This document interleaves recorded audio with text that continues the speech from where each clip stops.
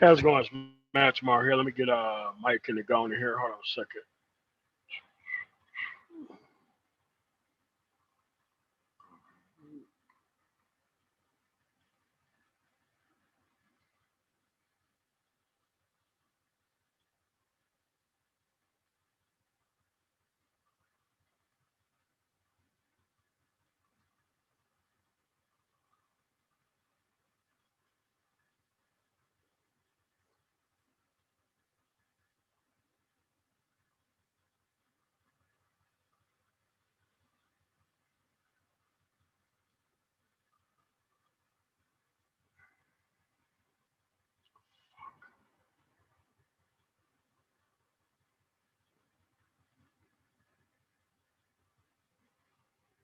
All right, we're gonna get him a couple seconds to get in here. How's it going, everybody out there? Give him a couple seconds to come in.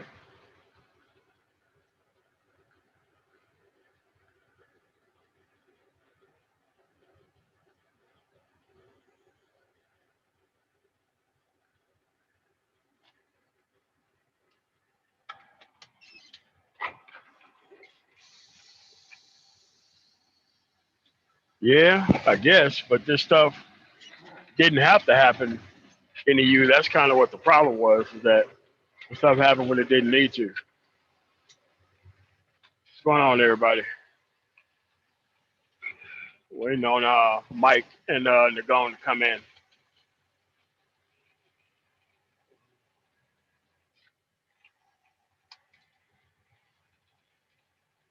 I mean, if we would have started all the stuff we're doing now and actually taking it seriously from the first beginning, about this time last year, I think is when they first heard about it. It was briefed to Congress. It was part of the presidential's daily briefing, and he just didn't even take it seriously. He thought this was going to be a crisis that he was going to try to control, like everything else, and it didn't turn out to his benefit.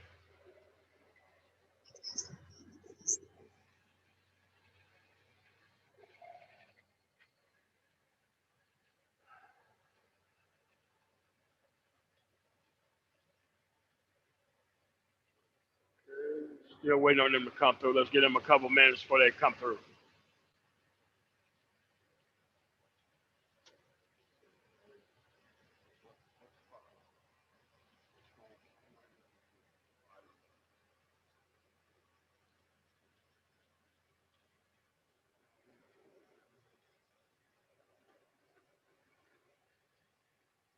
I mean, this is more about people not taking life seriously than anything else. Because I'm gonna go into some things that happened where I'm from and how it wasn't that much of a problem until they opened everything back up.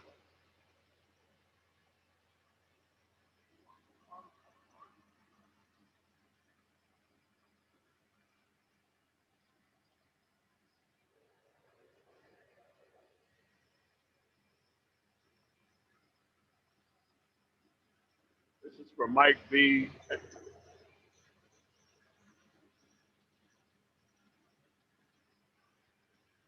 on the Gone if they're actually watching, but they ain't clicked on the link and it ain't working.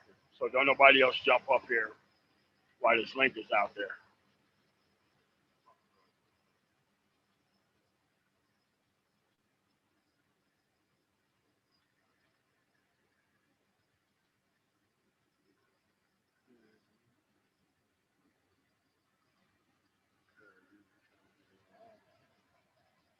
This is for the Black Brain Trust members to come up and come on to this actual subject. Dr. Phoenix.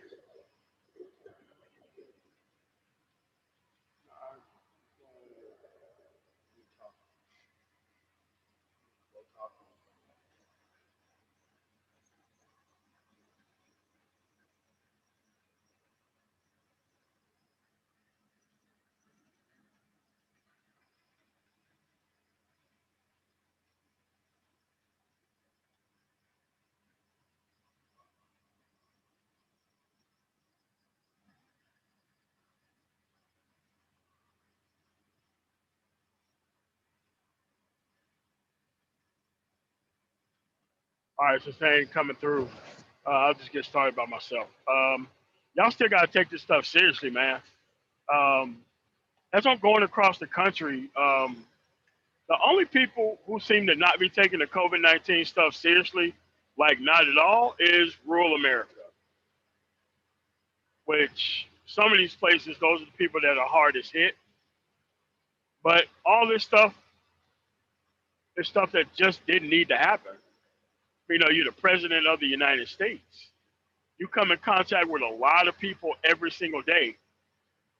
Secret Service, your aides. Those aides have to go back to their family. A lot of people who are aides and all that stuff, I think they don't have health insurance like that. Like they don't cover health insurance for some of those aides and all that kind of stuff. So it's like all these people that he's affecting. I mean, you know, he gets to go get the greatest care in the world, but what about everybody else that actually works for him? They really don't get nor even have those chances to even have that type of health care whenever those things go wrong, man. So this stuff is still serious, and this stuff is here to stay. Things are not going to return back to normal. They're just not going to do that. And it's hard to get that through to people. I have to watch people get thrown out of places all the time. Why? They don't want to wear a mask. And guess what? Not many of them are black. It's mostly older people, and like I said, man, like those people don't even want to, for the most part, follow the simplistic rule.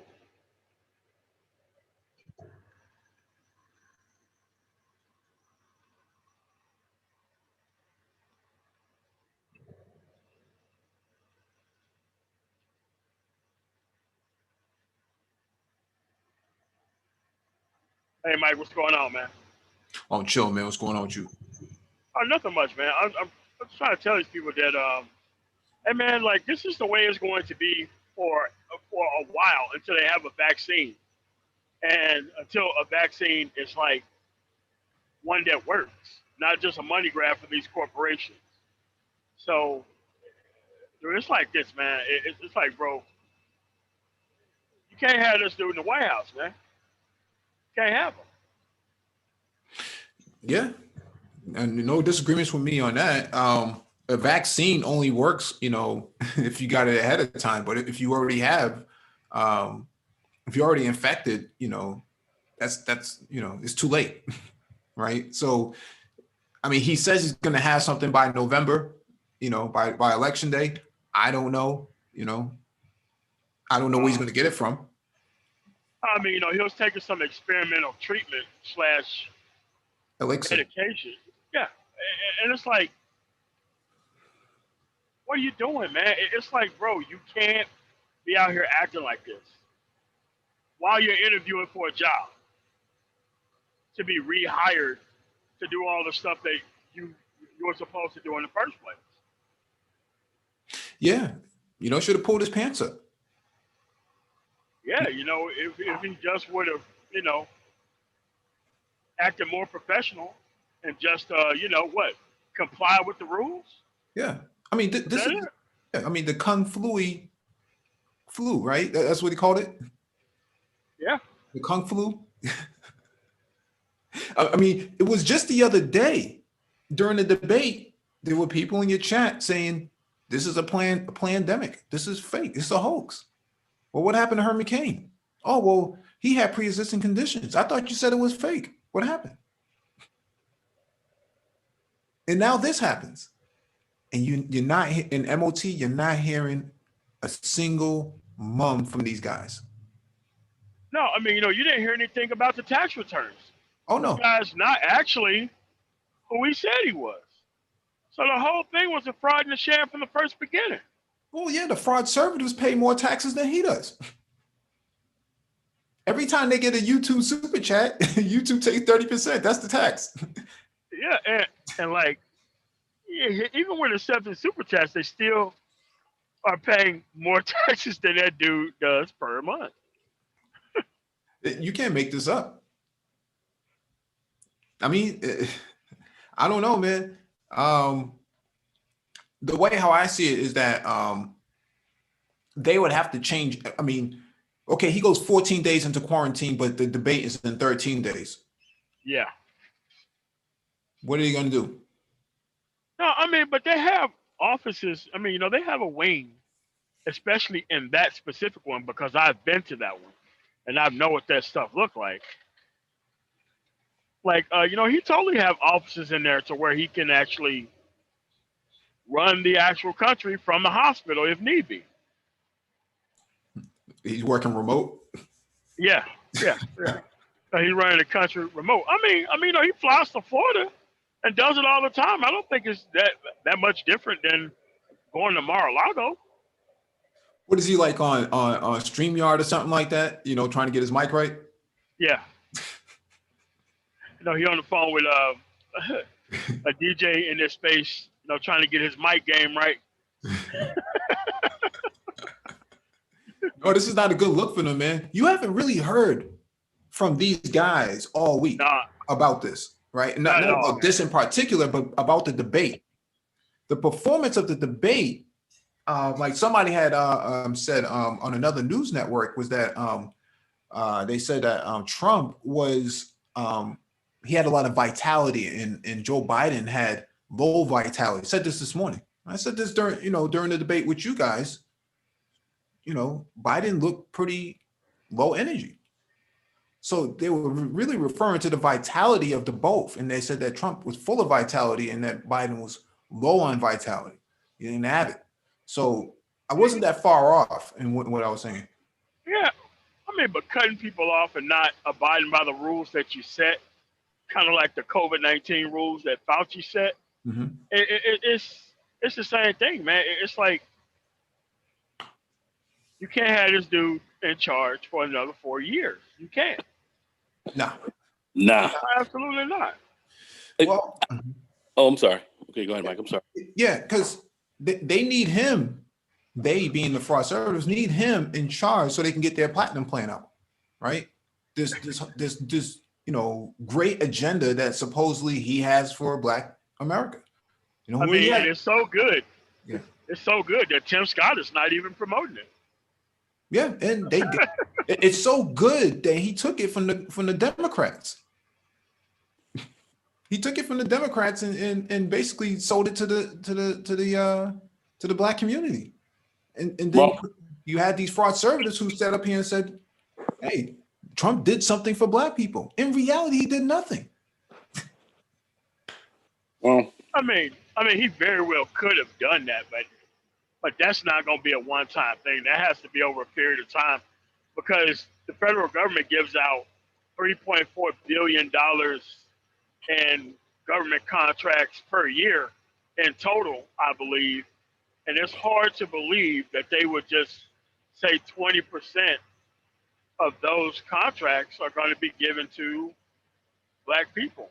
I mean, I know at least what Black women do when they get the government contracts. They don't try to go to unions and get Black men hired or none of that shit.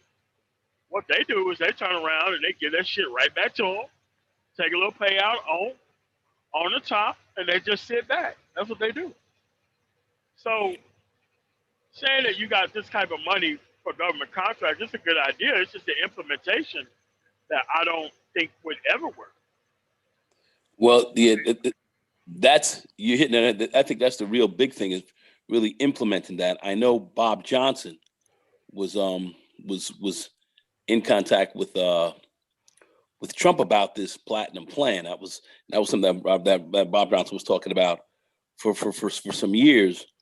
But the whole issue of the implementation of this deal is what would be, the real issue. Now, mind you, I'm not gonna lie. I know guys are gonna sit here and say whatever. The fact that they brought that up, I'm all ears. I'm listening. When I hear that, I'm listening. So I definitely would like to, I would have liked to have known all the fine print of this, but I don't know if these guys. But Mitch McConnell's not pushing it. No. Nobody on the conservative side is pushing it. No. Tim Scott. they're lonely, or to so get it they're one past, and done. It isn't pushing it. So, or to get it past the Mitch McConnell. You know what I'm saying? That would be a whole issue in itself. So, like I said, it would be. It's interesting. I can't lie. It is interesting, and I know that they did do that to kind of put a lot of pressure on the Democrats and shake the tree pretty hard, which I can appreciate. But we haven't really seen any, we haven't seen the fine print on this thing at all. And I know a lot of people think it's a ploy and so forth. So no difficult one in the to media say. is covering it either. No one in the media is taking it seriously either. Yeah. Hell, even BET ain't taking it seriously. So it's like, come on, man.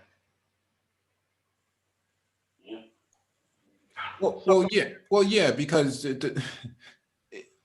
the timing is too convenient, right? It's such a convenient time to push it right just before the debates. Yeah, and and it's like, oh yeah, it's gonna be so good, and you just have to wait till the next term to get it. I'm like, what? Like, come on, dude. And like, dude, like everything is a grift. Everything is the greatest, biggest, best that you've ever seen. And it's like, bro, this thing is a dumpster fire inside of a train wreck inside of a burning city. Like, I mean, it's like 3 different levels of burning here. And since most of these people are not politically astute, they have justified and rationalized what the hell is going on here. And after November, they will have no place to go. That's a fact. Imagine the manosphere after November 3rd. Well, providing that all the ballots come in. Mike, look at the chat and look at what Straight Shooter said. Didn't we talk about that?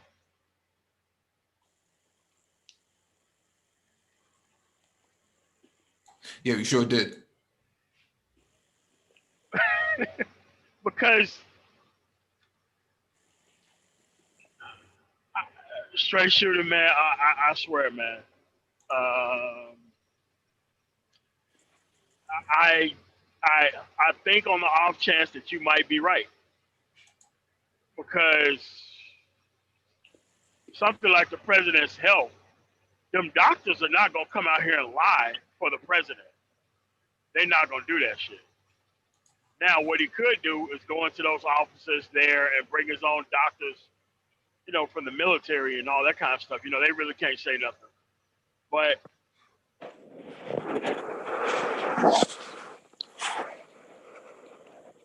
I can't see him having 2 more debate performances like the one that he did, like the first one, because I think they're all going to end up the same. Because he pretty much did the same thing with Hillary Clinton. So, yeah. There's no way they're going to have any more debates. That shit's over. Listen, this guy is fucked up. He's got a real serious issue. My mother had COVID. I told you guys all about that. You guys know, what happened there. And when you first start having those fevers, and you're older like him, you start having those fevers. You start having he coughed up a little blood. He's done that, and his condition is starting to really deteriorate quickly. That's why that's 24 hours. That's why Regeneron is hitting him with this experimental, stuff, because what they're trying to do is stabilize him so he doesn't crash for the night. Because if he crashes tonight, it's a high fever, and he almost goes comatose. Then it becomes a slow bleed. So they're trying to make sure, they're trying to stave that off to stabilize him. This guy is fucked up.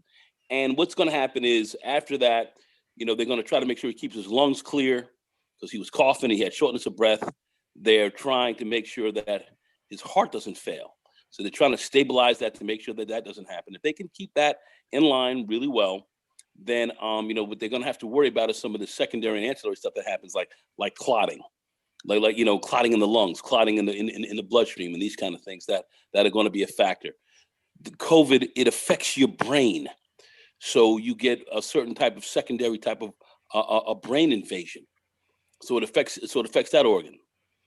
So in essence, if he tries to even debate, his mind may be greatly affected. Now, I suspect that I saw that when he was in the first debate, and that's what kind of got, how would I say, Biden a little, took a Biden back a little bit, because the guy started just jumping. Now he does have a certain debating technique, but this time he was cutting people off. He looked sweaty. He looked. I don't think he was feeling that well. I think he just started to go in, and got aggressive and didn't follow any of the directions that the debate team that was working with him followed. He didn't hit on any of the key points that he was supposed to hit on. He just started going in ad hominem and getting aggressive, and it looked like a COVID storm, and I think that was affecting him. So I think he's been sicker longer than people have wanted to admit. That young girl, who says infected him, Hope or whatever. I believe that if anything, he may have infected her, and he's been dipping around with this for a little bit, maybe a week or two or so. And I think he started to present symptoms very quickly after he kind of came off that stage. And I think they were worried they would try to stabilize him at the White House, where they have all kind of stuff in there to stabilize the man, to stabilize almost anyone. You can run into a fairly serious event in the White House, and you have a lot to help you there. And they took his ass out of there. They got a whole medical staff there. They got a whole crash team there. They took his ass out of there and took him to Reed. So that tells me that this situation is more serious than they're trying to say. He finished. What happened is he played with fire. He got burned. He fucked up and ran around out there, played this thing down, and he played the odds. Now, this is what I give Biden the team credit for. They got out there. They had their game plan. They were hitting their virtual game really, really good. They were going through the online and so forth. They started getting this stuff together, and knew he was going to kind of ramp up. They saw the money coming through, and let me tell you, Biden was getting a lot of Republican money as well under the table. So Trump got tight. And he tried to jump out there and run hard, run all over the place. 74-year-old man, got him running really hard. They ran him down. And put him in a lot more contact with these no mask wearing folks. And it was just a matter of time before he got torn out the frame. It takes 30. They said you can have COVID for 30 days before you see any symptoms. Yeah. He was in close proximity to Herman Cain. He certainly was. And Herman Cain took the dirt nap. So like I said, he was around a lot of fucked up shit, and he was running hard. This guy was trying to run all over the place. They tried to run him like a young man. 74, he's 75 years old. He ain't no young man. Can't be running around every day campaigning like that. So they ran him ragged, and it was just a matter of time before it got him. And that's what happened. And they and with the with the poor strategy of wearing no masks and going against the protocols was incredibly stupid. And that's what he did. And he played with fire and he got burned. But the Democrats, Biden and them pushed him. They pushed him, and it worked. I hate to say, but he came for himself though. Like nobody did this.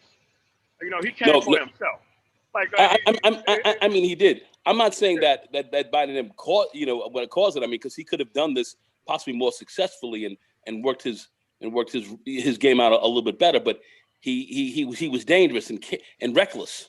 And he was tired, to run a 50-state campaign, for anyone is tiring. I saw it when Obama did it. Now, you people don't understand what it is to run across the country, to run and hit all the major states and get around and work your job and then do that. This shit is a fucking grind. It's a grind. And when you put a 75-year-old guy in that grind, with this kind of disease out there, it's a recipe for disaster. Let's leave it like that. Well, you have 3 of his buddies who are also colonizers.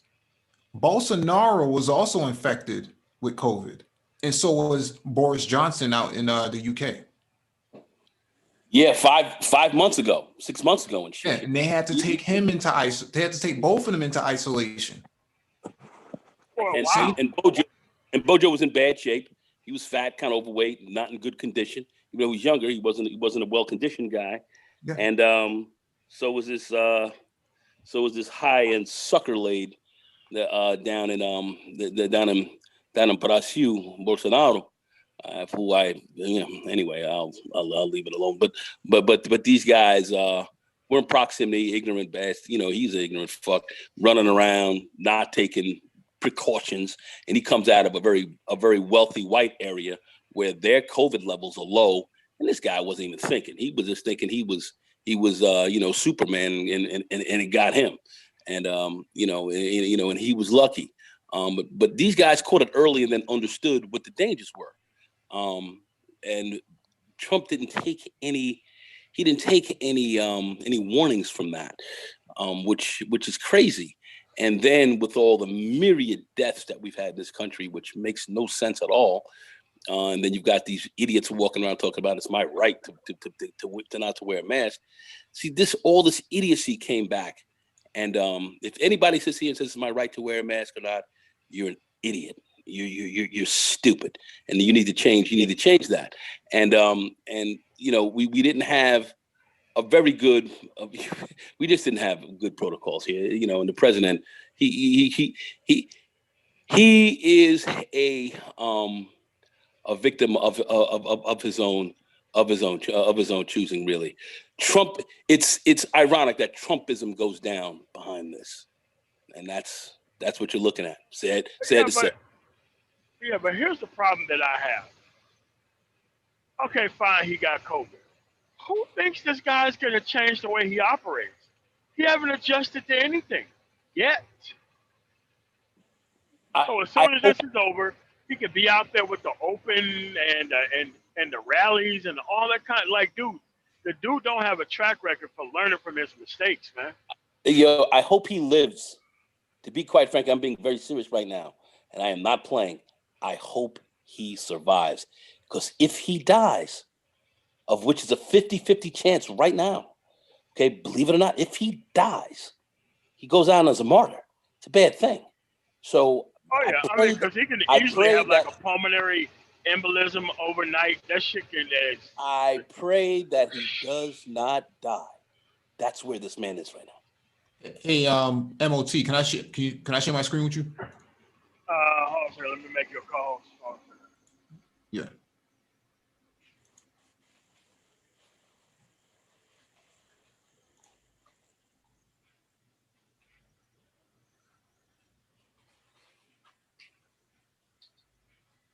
All right, there you go. All right. This is, a few years ago when he came into office. Let's look at this clip. Fair use. Yeah, fair use, AP. What happens is the Washington Post writes an article, and one of the paragraphs, it says, and by the way, this was right after September 11th. This was September 18th.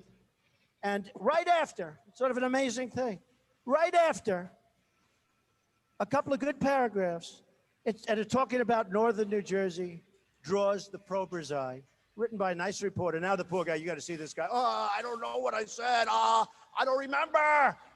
He's going like, I don't remember. Maybe that's what I said. This is 14 years ago. They didn't do a retraction.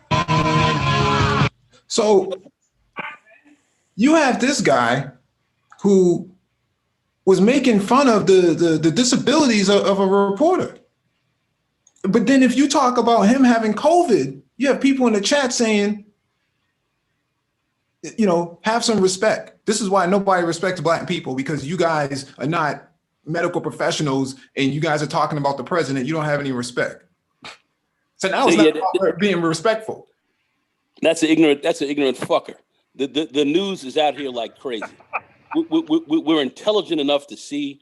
I've had family members who've gotten very sick from this. One has died. I have, I've studied this deeply. I was online, actually, not online. I was in a conference. One of my good friends who works for the state had the good graces to let me get on a call with him, that they were doing a COVID training program with Dr. M. Frank. head of epidemiology and infectious disease at Westchester Medical Center here in New York. And he sat down for an hour and broke this son of a bitch down didactically. And I sat down and listened to the experts. I'm not listening to dumb motherfuckers and assholes and shitheads that we see running around. I'm listening to the hardcore pros who sat down and broke this thing down. And he said he was a Republican. And I'm not going to get into all what he said, but let's just put it like this. There are far more than one strain. He said at least 12. They're looking at about 30. You've got a ghost strain that's out there that you can't even it's so hard to detect. They can detect it, but it's hard to detect. Regular tests might miss this. You might be walking around, think you have nothing, and you could have this and be infecting people. So that's why you're kind of seeing people have done a lot of very good, protocols. And then you start seeing the stuff coming out of nowhere and you wonder what's up. That's part of that strain that's out there. And there are a lot of other things as far as how this thing affects you, how it affects. They don't call this a virus or a flu. They call it a disease. Why? Because it affects your organs. It stays in and affects your organs over time. There are people who have had this thing 5 months ago and are still having symptoms today, and they're supposed to be clean up the virus, but yet they're having heart issues. They're having end organ issues in their kidneys, in their liver. They're having certain brain dysfunctions. They're having certain kind of problems that you get from this. So they don't call it a virus, but they're calling it a disease state. So it's very serious, and it's killed quite a few, over 200,000 people, over 1 million people worldwide. So this is not a game. So to these people, if you're stupid and you don't sit back and study this, I don't know what to tell you. But there are guys like myself and others who are going to sit down, who are going to get the inside information on this. And if you have the good luck, potentially, of even talking with someone like Dr. M. Frank from Westchester Medical Center, okay, epidemiology and infectious disease, MD, PhD, and an MPH, which is a Master's of Public Health. He's got more letters behind him than the alphabet. And these are the kind of guys that we're getting this critical information from. I believe in science. Some of these other people believe in, I don't know what else. But this is what you have to look at and what you have to understand what's going on. Understand what's going on. Now, one of the key things that simplifies all this is that masks, M1, the M1 masks, even some of these surgical masks that are pleated and double covered, and others are excellent, prophylactics for this. So washing your hands, and wearing rubber gloves or whatever, this is what you have in which to fight this. Keep these protocols very close. Don't break protocol. The fools, the idiots, the assholes who are out here taking their masks off, keeping it down by your nose and everything else like that, you are running a risk of potentially getting killed. Whether you understand this or not is another question, but that's essentially what we're looking at. And in order to bring this infectious disease down, you have to keep it from spreading. So that's the situation. There are possibly 30 strains out here. Okay, so your vaccines that you're talking about are not going to be effective against the various levels of disease strains that are out here. Okay, so the vaccine is bullshit. Now I'm getting, this is coming from the experts. I'm not talking to the sucker lades and the assholes and the rest of these what I would call conspiracy theorists and these myriad muskrats running up out of the holes, screaming out idiocy because we did not do our job with respect to having one consistent message that came down from all of the different medical agencies, the NIH, the WHO, the CDC, and so forth. We didn't have one unified message that came out of there with a leader who sat down with one program, unified all the way around, and hit that enterprise wide to really begin to shut this down, and testing everywhere. That was not done. That's why your president, who sat here and did not do that, is sitting in the hospital right now with his life at risk. I do not want to see him die. I don't want to see anything happen. I'd like to see him lose the election, but certainly not like this. Certainly not like this. And this is a wake-up call for everyone, because this is not a game. This is not a game. This is not a game. You want to have respect? Respect yourself, and make sure that you stick very close to your protocols. Don't break protocol, okay? Learn as much as you can about this. Protect yourself, protect your family, and protect the next person sitting next to you by doing that. And you do that, you're doing well. Outside of anything else like that, you're derelict to that, you're dangerous, you're stupid, you're a risk to everyone else around you, and quite frankly, it just may kill you as well. And that's here's it. the thing. Here's the thing to go. Like, when I'm out across the country, every time because I go into different environments 3 and 4 times a day, I have to wear protective covering. I mean, like, the people who definitely ain't fucking with this shit are most Asians that I see. They got the shield mask shit, and they wear a mask. They got both of them things going. Doesn't matter whether in offices and everywhere else. It's like, look, you're not supposed to see the benefits of what you're doing. But people think that the detriment of not doing it is when they're going to start taking this shit seriously. And that's the wrong time to be worried about all the times where you didn't wear a mask.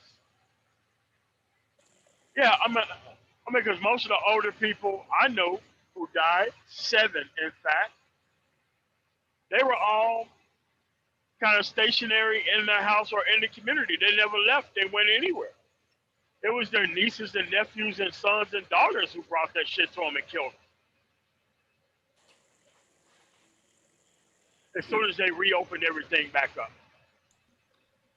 So it's just not a health risk for you. It's like you could be potentially bringing instant death upon older individuals. This is why they did the lockdown in the first place. Because this stuff could quite literally wipe out most of the older population.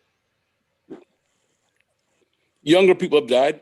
One of the friends on this job, 30-year-old black woman, had diabetes as an underlying condition. She died and left 2 children. There was a school teacher in Jackson, I think, last week who died. Jackson, Mississippi, who died of this shit. I think she was a kindergarten teacher or something to that effect. We had 2 teachers in New York, the same. So I'm just saying, if you think it is just 90-year-olds, you're wrong. All right. 55 and older certainly is the groups that are getting hit very hard, no doubt about it. Younger, less, but who knows what we'll see from one of these mutations if it continues to go. And you're saying, well, we're coming close to herd immunity. This thing can mutate. It can mutate to a weaker strain, or it can mutate to a stronger strain. You don't know. This is an RNA-based virus. Well, which has some differences. But anyway, go ahead, Mike. Go ahead. Yeah, you have some people in the chat who are saying, that we're liberals, their intelligence is too high for us, they're bourgeoisie cut from a different cloth. Hey, every time we criticize the leadership of this country, we're considered to be liberals. I mean, because that's what they normally say, Mike, because they have no other type. I mean, because in conservative circles, calling somebody a liberal is like, it's a racial slur. Yeah. It's like calling a black man a nigger. Yeah, it's like, oh, this stuff really isn't that hard to get, man. It's like, look, nobody is a liberal because they just disagree with bullshit policies, man. Sometimes some things is just wrong just to be wrong, man. Like, we don't need the commander-in-chief with COVID-19. I mean, like, the dude from Canada, didn't he have it too? Yeah, Justin Trudeau. He also had it, him and his wife. So, I mean, the thing here is this, socialism, slavery, you're not with that. But, the Platinum Plan is basically a socialist plan coming from your COVID in chief. So that's exactly it. But Mike, great point. Go ahead, continue. Great point. All of these people, these I don't even know what you want to call it, these fraud conservatives. You know, they're so enamored with the branding of Trump and don't realize that his branding does not translate into politics, into policy. It's two separate things. You might have liked the guy on reality TV, but who he is in the White House right now is not translating into, to the policy. So you say you're a conservative. You say you follow him because you like his policies. Well, he just put out a socialist policy. Well, you say you're not a socialist. So what exactly do you support? We know where he stands. Where do you stand? They don't know. Yeah, but it's only socialism, Mike, whenever people get it. It's never socialism if actual corporations get the money, then it's not social. Well, that's $750 in taxes. It sounds like a socialist to me. And was abated. Got government to pay him some money back. So got government to pay him some money. I think he was laughing about. Can you believe these guys are sending me a $10 million check on this, man? For my refund. What is this? He laughed at it. He thought it was funny.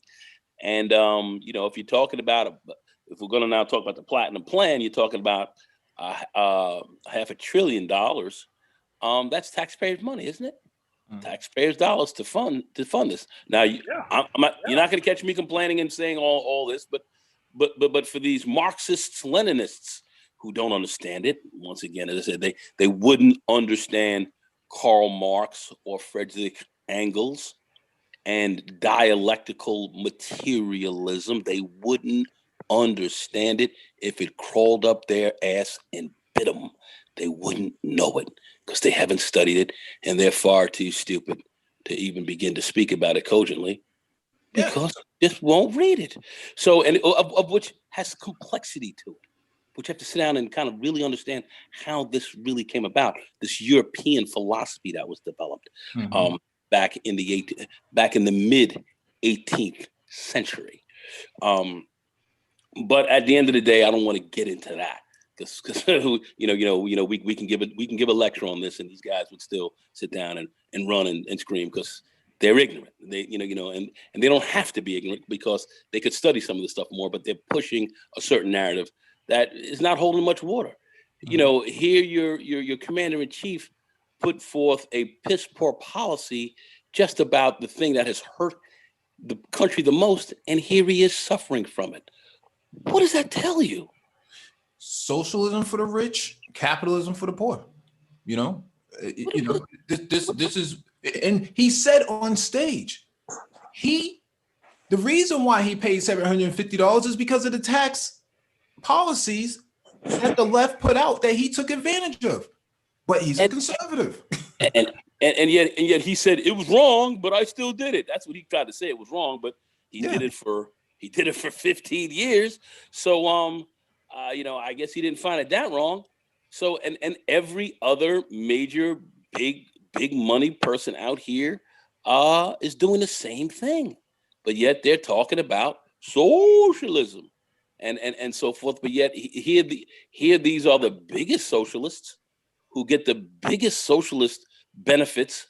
Okay, explain to me how, and this is a big question that I would ask for those, and they wouldn't have an answer to it, but explain to me how you would get bailed out so socially from a socialist perspective. You get bailed out, okay, so your failures are underwritten by you and I. We are the ones who fund your failures and pay for them. But yet your massive profits, you do not participate in. So they can fail and you can bail them.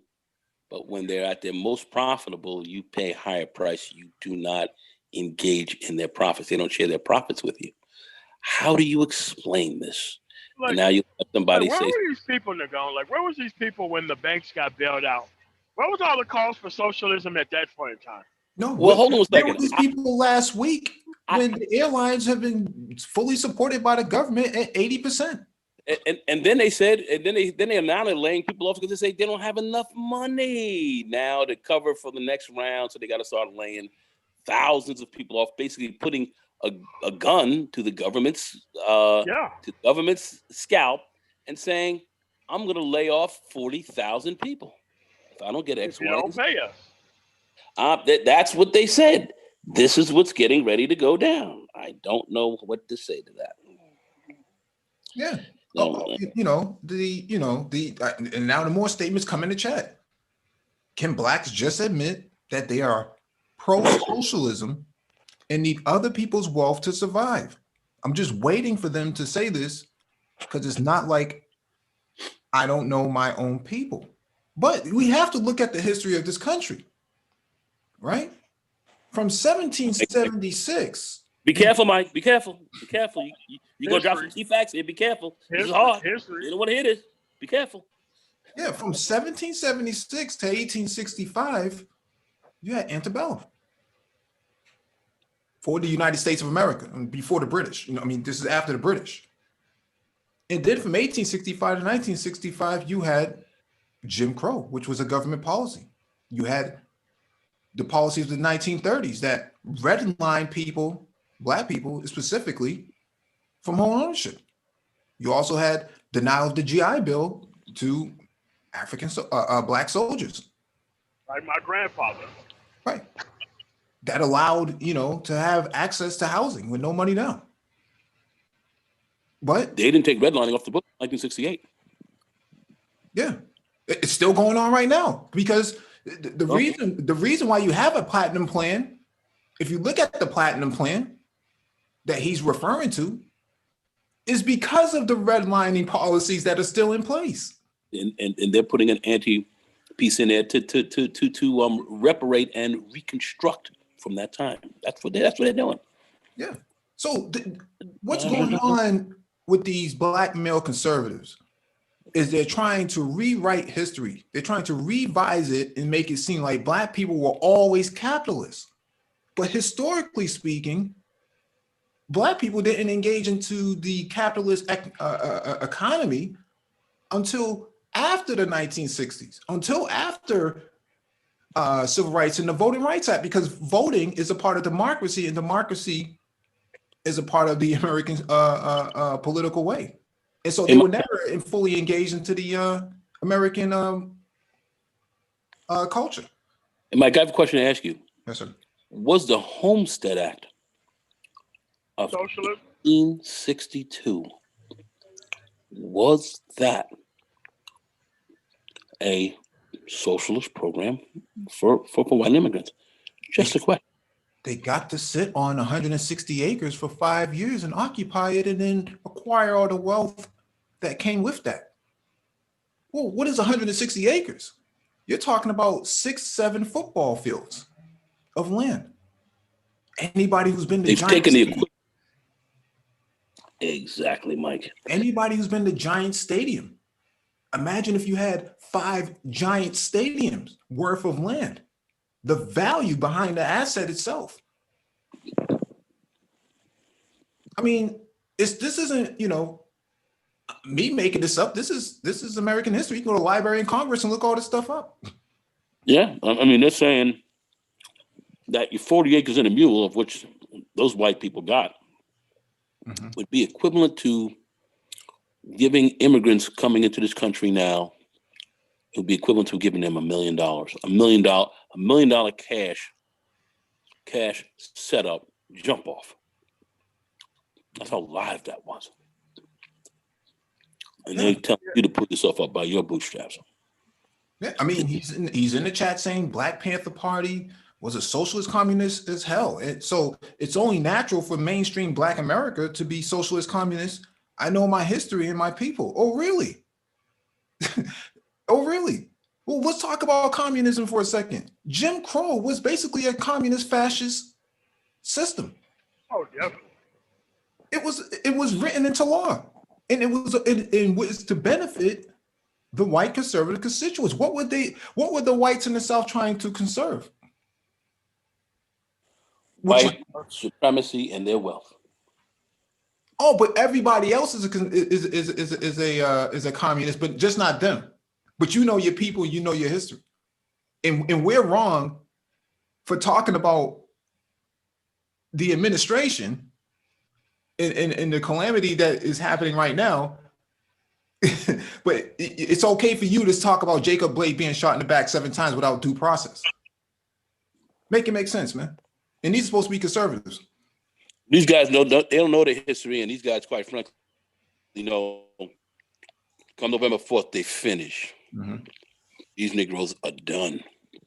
These shine bones are finished. They're finished. I mean, there are legitimate people who are conservatives. They didn't just pop up and be conservative like they were conservative the entire time.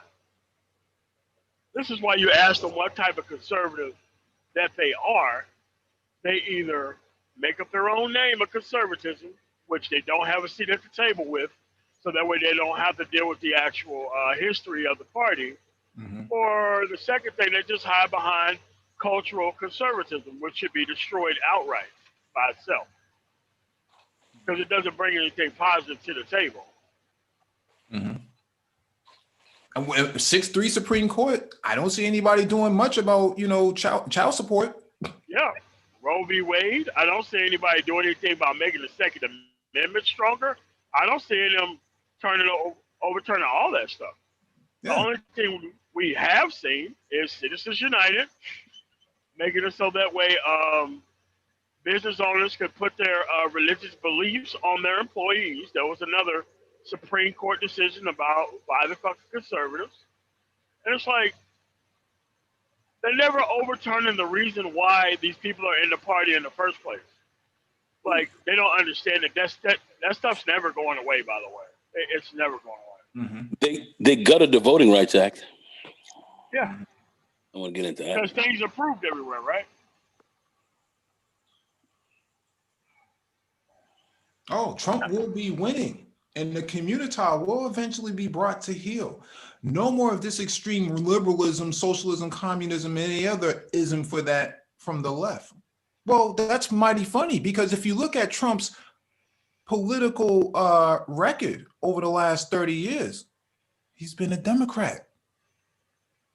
He's a registered Democrat. No smoke for that, though. Who's the real liberals over here then? Yeah, Blue Dog Democrat all day long. Absolutely. Corporate Wall Street, no different than most big business conservatives. Question. Trump came in when, once again, I keep answering this question. I keep asking this question. I haven't gotten an answer. With the legislative branch in his hand. First thing he passed, one of the big things he passed was a $1 trillion what? $1 trillion what? Stimulus. Tax cut. Tax cut. Stimulus. Tax cut. Mm-hmm. Could one of you good brothers here explain what that really means and how that plays directly into the socialism playbook? Can one of you please explain that? Yeah, I mean, it's corporate socialism, and it's okay because they're a business, so it's fine. And these people should be in jail for a conspiracy to commit tax fraud. Every time it come out of your fucking mouth, I want you to have 50 years. 50 fucking years of being stupid. Let me break it down very quickly, all right? What that basically means is every corporation, every rich, super rich individual is going to get a tax abatement. He will pay less, but will get tax benefits based on that because you are going to pay them to do it. Your tax dollars that you have are going to fund and subsidize their cut so they can increase whatever they want, and it may not even be a great benefit to you, but it'll be a benefit to them because that's what they demand. That's for them. Crony capitalism. Okay, you don't benefit from it; they do. Many of these people, well, they're all corporations, all that. Many of these people have these corporations set up in trusts. Many of these people are inheriting much of this wealth, so they're not even building anything with it. It's inherited wealth. And that's what a lot of these guys are rolling with. And they're getting underwritten and undercut by you underwritten and subsidized by you in order in which to do this. You're paying for that. You're paying for it. Well, yeah, because How do you non-socialists? How do you explain this?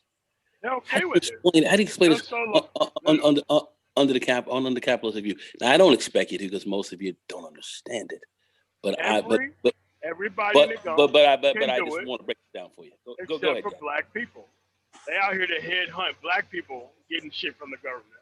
oh They really yeah, don't give a shit about nobody else getting shit from the government. It's only when black people do it that they have a problem with. And that's the only thing.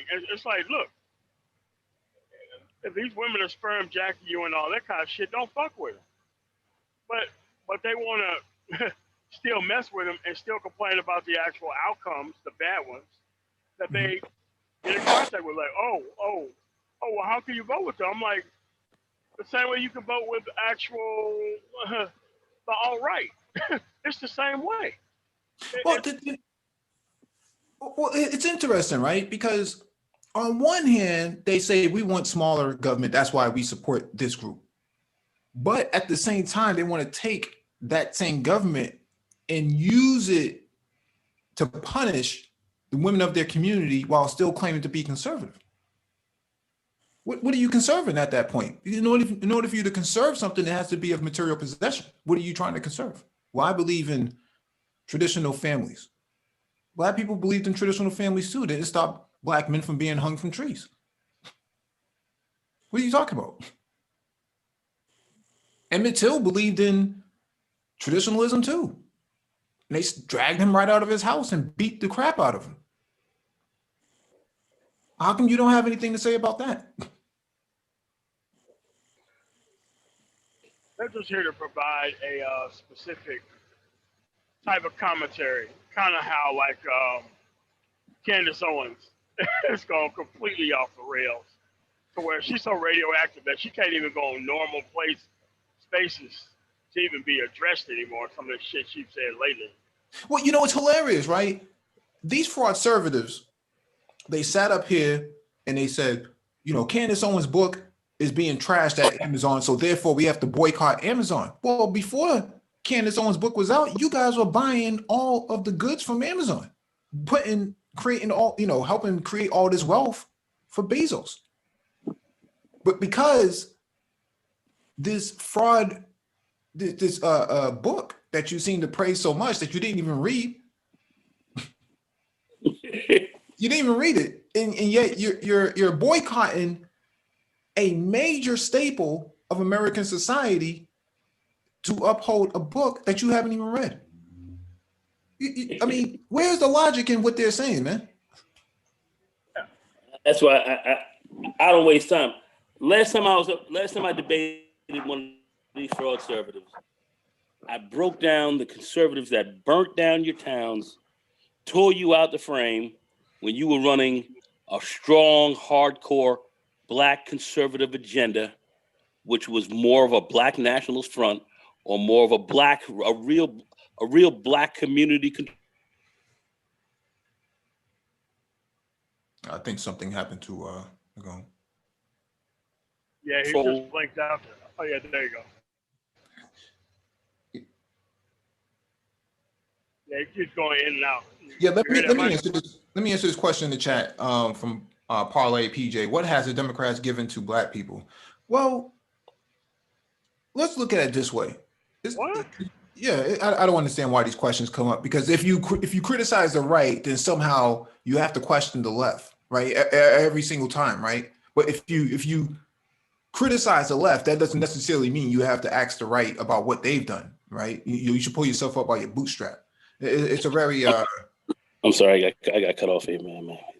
I'm sorry, man. Yeah, exactly. The bootstraps argument has been debunked 1,001 times. Martin Luther King in one of his speeches debunked it, sat down and just broke it down about the whole, of course, the whole Homestead Act piece, and and how those guys not only did they get land, but they got people to help them to build in low interest loans in which to do so. And you know, and then they could sit on it for 5 years and make zillions, and those are the same people telling you to pull yourself up by bootstraps. Craziness. We're the only race in this country that pull ourselves up by bootstraps. It's unbelievable how far we've gotten with so little. It's still unbelievable from there. We had successful towns that did it totally on their own, and they were burnt down for it because white folks didn't like it.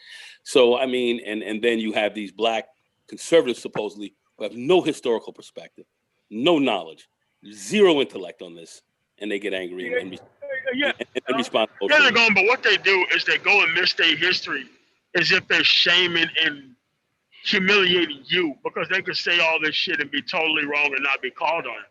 I'm like, dude, listen, man, just stop debating them. Just stop talking to them. Exactly. Well, like I say, I'm gonna come up with facts. They're not gonna come up with facts. And if I was debating one of these fools, I would just roast them on facts all day long. Now, the bottom line, it would be a teaching session. You know, I'd have to be going to master teacher. I couldn't sit here and make a debate because it would no longer be a debate. It's a teaching session. And then that means you also have to begin to teach the chat because many people who come into the chat don't know anything. Not that they don't know anything. Many come here to learn. Many do. Okay. Others come in here just to talk craziness, throw apples and throw tomatoes. Don't even know anything because they're here just for entertainment and craziness. They're not going anywhere with this. So that's why I say you don't want to waste your time with a lot of foolishness. We want to talk stuff that actually makes some sense for those who are thinking. You know, for those who can think. I can sit here, break facts down and break history down didactically, literally from the time of the end of the Roman Empire straight to present day. All right, I can do this. All right. But at the end of the day, most of these guys wouldn't even believe half of what you're saying because they never read it, don't know what the fuck you're talking about. And it's a teaching session then. Becomes a teaching session. And that's a problem. You know, these other hood, quote unquote, hood servants come out here, start screaming and talking. I heard one guy talk about a black slave who was balling during slavery. And I sat down and said, hold up one second. You're balling during slavery? Do you understand that black people who got their freedom in the South lived at the very edge, the very fringe of society? They got their land from their white owner who literally gave them just a very narrow patch of land to live on. Half of these guys had to rent slaves, couldn't own them, and sat back, you know, they were balling. They had maybe one or two. If you ask these guys, how many slaves did they own? How much land did they have? And when you start to sit down and break it down, wasn't many. And they would be shocked to find out that most of those people who owned slaves were women, black women, one black men. White boys put them in charge over your black ass. You don't even know that. All right. The Library of Congress goes into depth on this. All right. And then when you sit down and you ask, well, how many of these people were balling? You had 4 million slaves under the bonds of servitude in 3.6 million in 1850. You know how many black people owned slaves or had at least some land of their own in the South and living at the very edge of it? By that time, you had less than 20,000. Okay, for those who understand math, look at 20,000 to 4 million. What percentage of that is that a 4 million? What's that percentage? Look at it. I mean, you have to understand these facts. You have to understand what these guys are talking about. You weren't balling. You were at the edge of that society. You're at the edge of it, just barely surviving, and you could have lost your freedom at any time. Many who did own slaves lost their freedom to others because they couldn't work their land right. So let's go back into it. Craziness. But these people don't understand the history of this. They don't understand it, not like I do. All other historians know. But anyway, go ahead. No, because they want to make it a partisan issue. Well, did Democrats own slaves? The Democrats of the 1800s is not the Democrats of 2020. What are you talking about? Like, there's no bearing on today's. Exactly, Mike. And then during that period, let's say I can't even talk to people that stupid. I can't. Mm-hmm. Yeah, I'm out of that business. So. And then when you talk about 1850, what other party existed at that time? It was the Democrats and what? If you ask these other people, they wouldn't know. They would have no idea. You had a whole fundamental, they would have no idea what the other party was. And then if you ask them when was the Republican Party founded, they would have no idea. And where was it founded, they would have no idea. You know, that's fundamental. Yes, that's significant. Why is it significant? Because it tells you why that party came about. And what was the nature of our political system then, and how has it changed from that time here now? I mean, these are very significant parts of the development of our republic. But these people have no idea of this.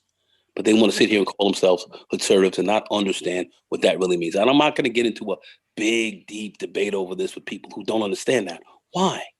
Why? Because I got to teach them. You know, not debate them. Got to teach them. So, you know, it's kind of hard to debate with people who don't have the basis of the subject that's being taught.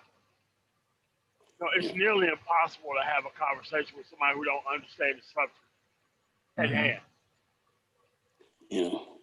Yeah, like G1 says, the Whigs. You know, you ask these guys about the parties. You mean the Whigs? You mean Cynthia G was born back then? That's the mentality that you have. Yeah, I mean, you do. I mean, yeah, that's funny. Okay, that's funny, Cynthia, in the joke. You know, I can get it. But at the end of the day, most people don't know.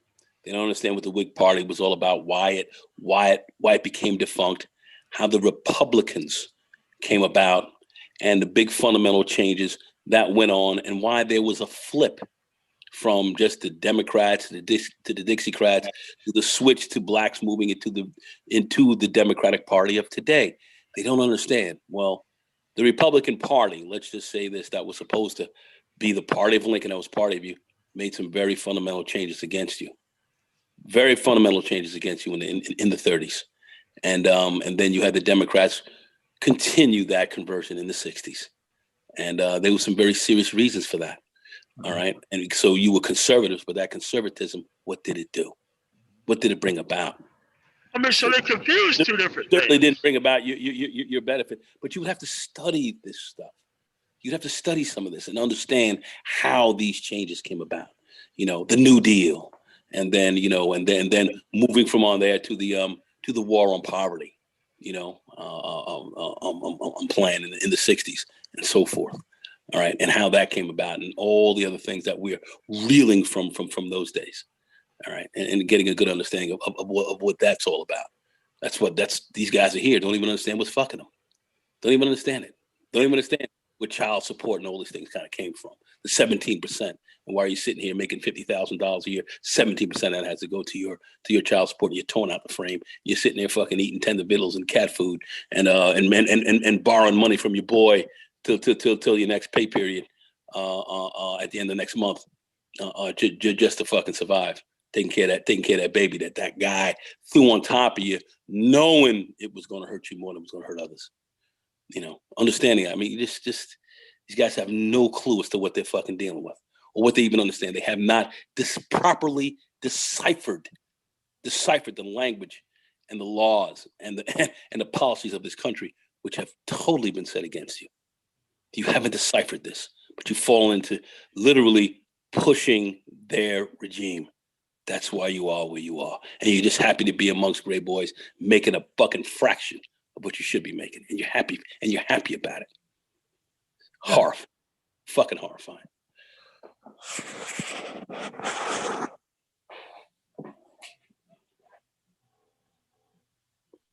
Black people are a bigger threat to me than so-called Mazungas. Unbelievable to make that statement in this chat. After seeing what we've just witnessed, a black female in her dormitory having police coming in storming with guns over her scissors that she didn't even possess, that they later found out she never possessed. I mean, this is the level of intelligence that we're dealing with here. You know, how can you guys only talk about the right? You never talk about the left. What has the left done for black people? We've been down this road one too many times. We've discussed this ad nauseum. I don't know where some people are coming into this conversation, but what we're talking about right now is the COVID in chief. You see, the same guy who said find people on both sides is now looking himself in the mirror and starting to cough up blood for all intents and purposes. No, he's done that already. Yeah. Now what they're trying to do is keep his ass alive. Yeah. I mean, they just talked about his weight, 239 pounds at 74 years old. And he was 244, but he lost a very quick amount of weight in the last 2 days, which is also quite frightening. Yeah. This is scary. This is scary. It's scary what's happening to him. You know, I don't like it. I certainly don't want to support. I certainly am not going to support him. You know, in much of what this guy has put forward. You think I want to see this man die? You're crazy. And that's the man. Like, ain't nobody took that type of tone on this goddamn live stream, man. And that would be a unbelievable tragedy on many and a mess, many different levels, and so we should all pray that this man stays alive. Well, from I mean, you know, it could be the same if Joe Biden's president and he gets COVID in the same situation. Like dude, this stuff is gonna be here, man, and you can't just try to not take it seriously. Like these are old ass men who are very vulnerable to this damn disease, and it does not spare anybody. You know what's interesting, MOT, is that his track record, right? And we discussed this on the Code Breakers yesterday. If you look at his historic public position on crime, right? The Central Park Five, even though they were found to be innocent, they should have died. They should get the death penalty anyways. They must have did something, right? So he's tougher on crime than even Biden is. But let the black male conservatives say it. Well, I'm a traditionalist. I believe in families. I don't believe in abortions, right? I believe, life starts at conception. But for them, when it comes to black men, other black men, your life is not valuable and you deserve to get shot in the back. Yeah. But I want to say something. But the point that I'm making here is that they want you to value this guy's life. Great point. They want you to value this guy's life, but not value Jacob Blake's life or Floyd's. Tamir Rice. I just want to say something very quick. Black lives. I saw Tamir Rice. To a black guy who I'm supposed to be friends with. We're not friends anymore. He said Tamir Rice, wasn't he partially responsible for him getting shot? I said, what? Well, he's 13. He's 13. He's responsible for himself playing with a toy gun outside. Okay, people get shot, but it's okay. Cops didn't even warn him; they just rolled up and blasted him. You think if that was a white kid, they would have done it as quickly? Now other kids get shot by accident, but did you see how they just rolled up on this kid and got blasted and basically not even a bullhorn warning? Well, most people, without a bullhorn warning, blasted the kid out of his shoes. And this guy said it was okay. See, it's Negroes who sit here and accept this. I was coming back from Brazil. This maybe about 12, maybe 15 years ago. And I was right on the plane, and there was a white guy sitting next to me who was from the Appalachian Mountains. And he was working for a company called Landmark that was a subsidiary of Halliburton Oil Company. We were riding back. He told me where he grew up. And then he said that he didn't see black people until he was about 12 years old. He didn't have a good pair of shoes on until he was about 9. But he said the cops would come around in his area and slap guys up when they came back from parties and this kind of stuff. Cops would harass them, but they wouldn't kill them because they knew that those old backwood country, no two freaking crackers. And he calls himself a cracker, a mountain man, a cracker. That's how they really saw it. And those guys would kill you if you killed one of their own. And if it took them 100 years to get even, they would do it.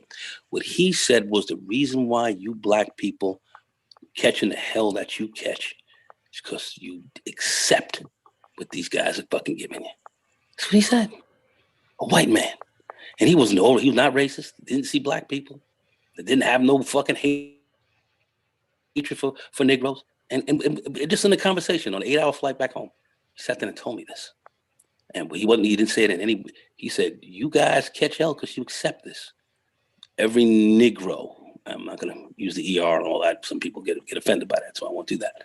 But every Negro who sits there and accepts that is, you should be ashamed of yourself. You shouldn't accept this. They don't respect you for accepting it. You think they do,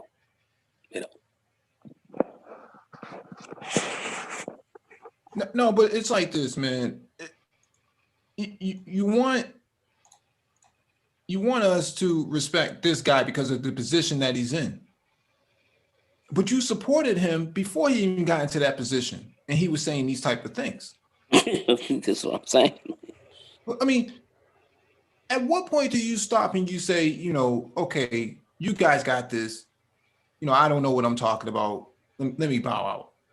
Like, when does that take place? I mean, you have a debate performance that was the equivalent of being in the manosphere. It should have been on T. That shit should have been on T. That would have gone over great.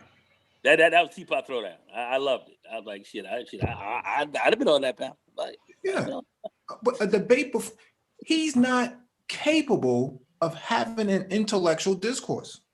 He's just not capable. So he has to act out of. I mean, you would have. I mean, had his skin been melanated, you would have thought he was a fraud conservative, right? You would have thought that he rolled with those guys over there on that other channel. With the mask and all, and, that other guy with the Oakley shades. And so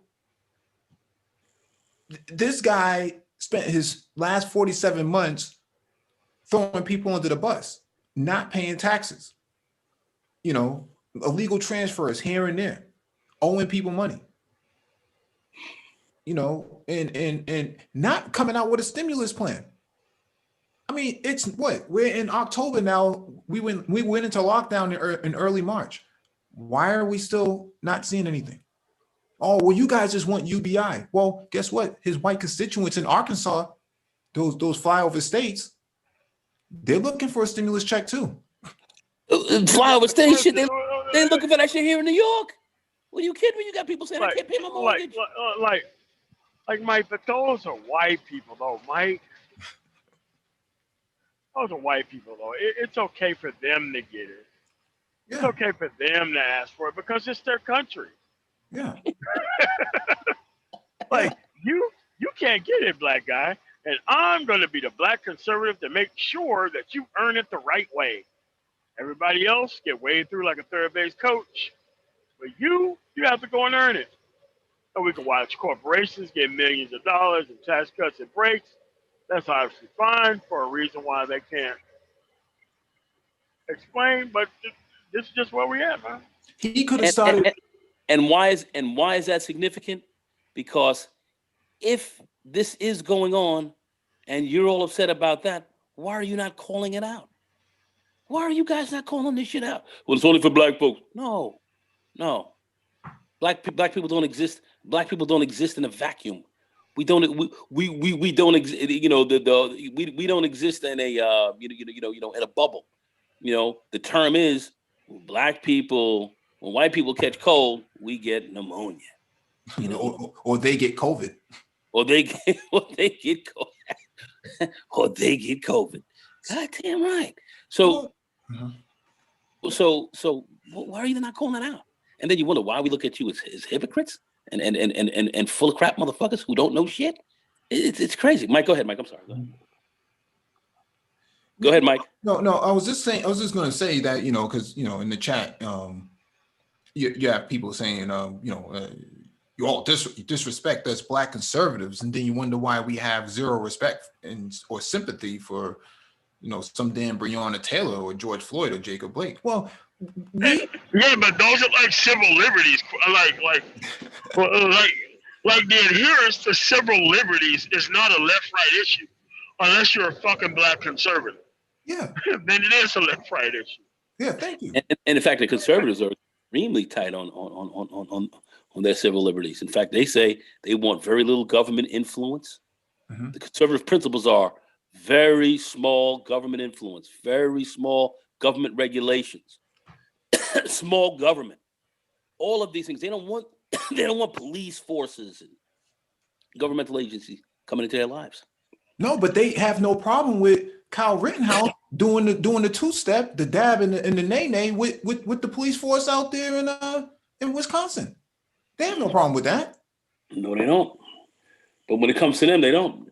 Conservative principles are less government regulations.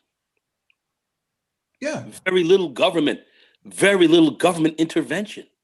Almost none at all. I mean, the right to bear arms is predicated on a tyrannical government.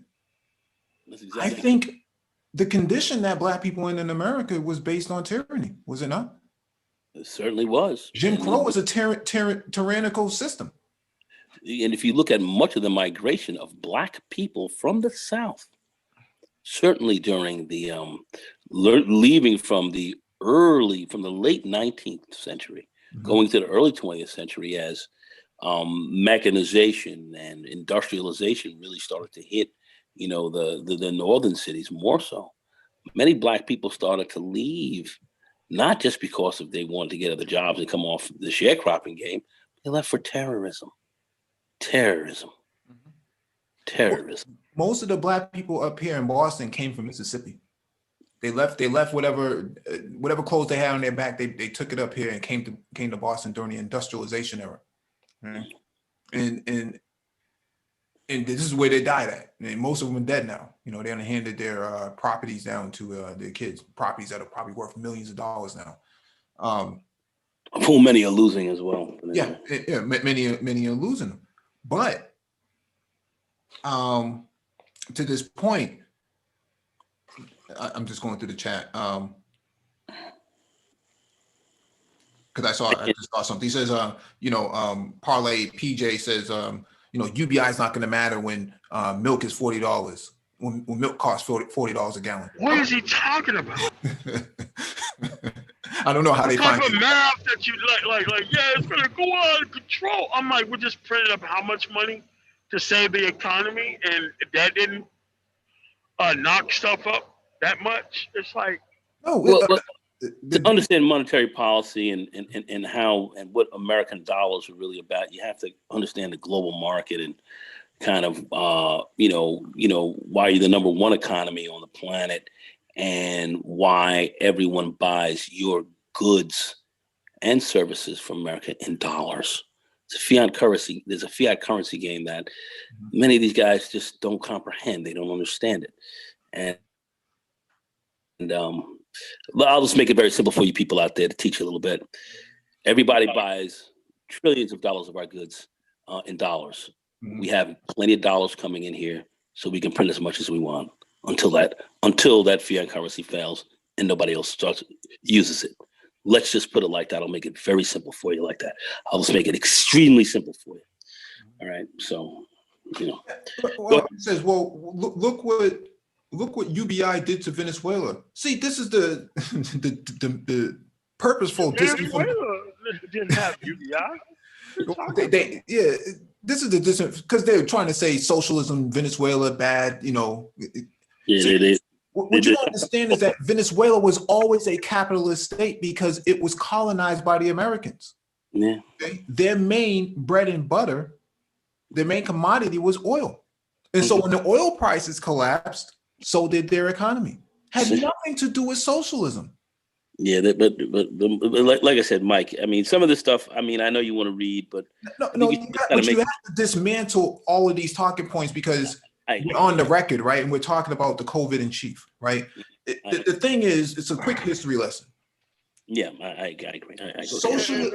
Socialism under Chavez didn't come until 1999. By 2006, he had lifted 5 million Venezuelans out of poverty. Okay, he subsidized the energy in places like the Bronx and in New York to Harlem. Yeah.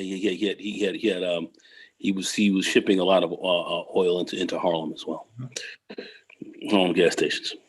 Yeah, and so this idea that Black people are socialists and this is bad, You know, when were black people capitalists? When were they capitalists? What was the decade? What was the year? What was the week? What was the day? What was the season? You got to explain all of this because you're trying to uphold something and there's no historical reference to it. It's all fanciful. You know, they never wanted you to play the full capitalist game. And when you did, as I said anciently, when you did hear it, you were attacked for it. Mm-hmm. You were attacked. That's what these guys don't want to deal with. And that's why they redlined you. Mm-hmm. See to it that the Tulsas and those kind of places didn't rise again. Tulsa wasn't a wealthy community just in Oklahoma. It was one of the wealthiest townships in the country. Right. And them whites said, oh, no. Oh, no. And then they came up with, and then the government came up with policies. Mm-hmm. See to it that you didn't do that. These small government people use the government in order to get rid of their enemies. Yep. That's exactly what they did. It's exactly what they did. And when you start to study this, and many historians sit here and speak about this deeply, but these guys don't study this stuff, and then they get mad at you. They say, "Oh, you think you're an intellectual?" And no, it's not thinking you're an intellectual. It's just you read enough, you get educated enough, you see this stuff. You know what's going on. You see what's happening. You know what's going on. Other You know, races of these people guys have don't just come up allow- on the last 4 years, haven't read shit, dumb as fuck, and then want to come out here and call themselves conservatives. Don't even understand what a real conservative is. Don't understand it. Can't So speak. there are real conservatives, but real conservatives discuss policy. Yeah, that's the difference. It's all policy.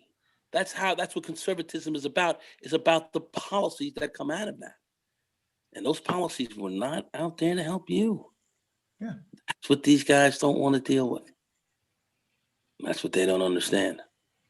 But getting back to the the COVID in chief,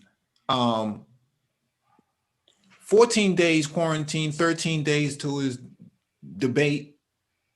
MOT, any chance they postpone it? No, they can't postpone it because these things are agreed upon beforehand.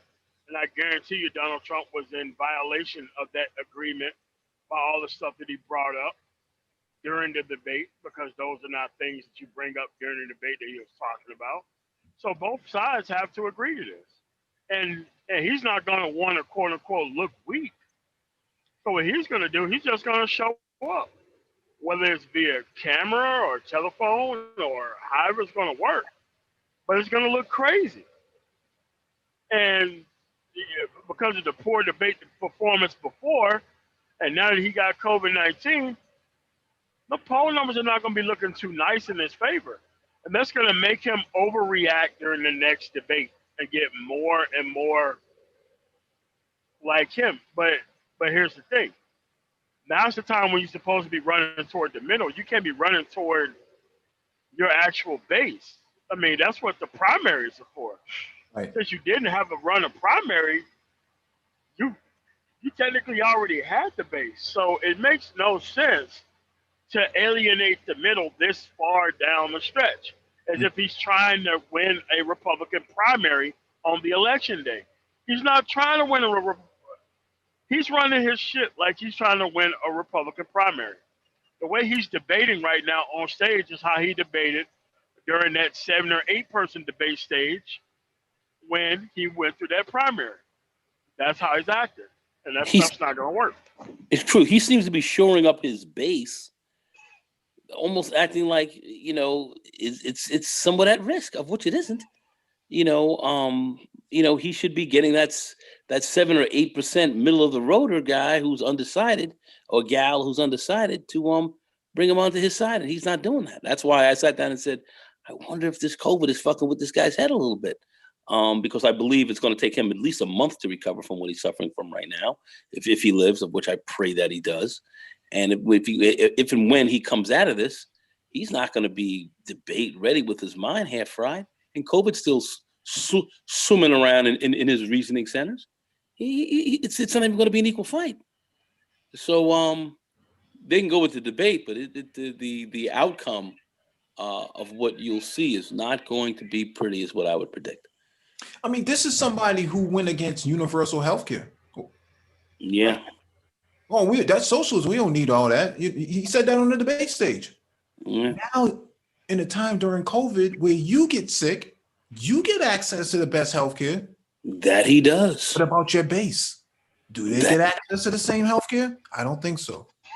In fact, one of Regeneron's medical cocktail, if you will, that he's getting for COVID, which is somewhat experimental, if you will, that he's getting is, for what they say humanitarian purposes that they're using on him, is something that really should only be used on somebody who may be dying. That's why I suspected that may be the case, but they're using something like that on him, which is a real specialized type of treatment and for humanitarian purposes, which is a very socialist idea, But you have to understand that he's talking about injecting bleach, the chloroquine thing. So it makes total sense that he would use something that's not really been tested yet, because he's been pushing all these theories.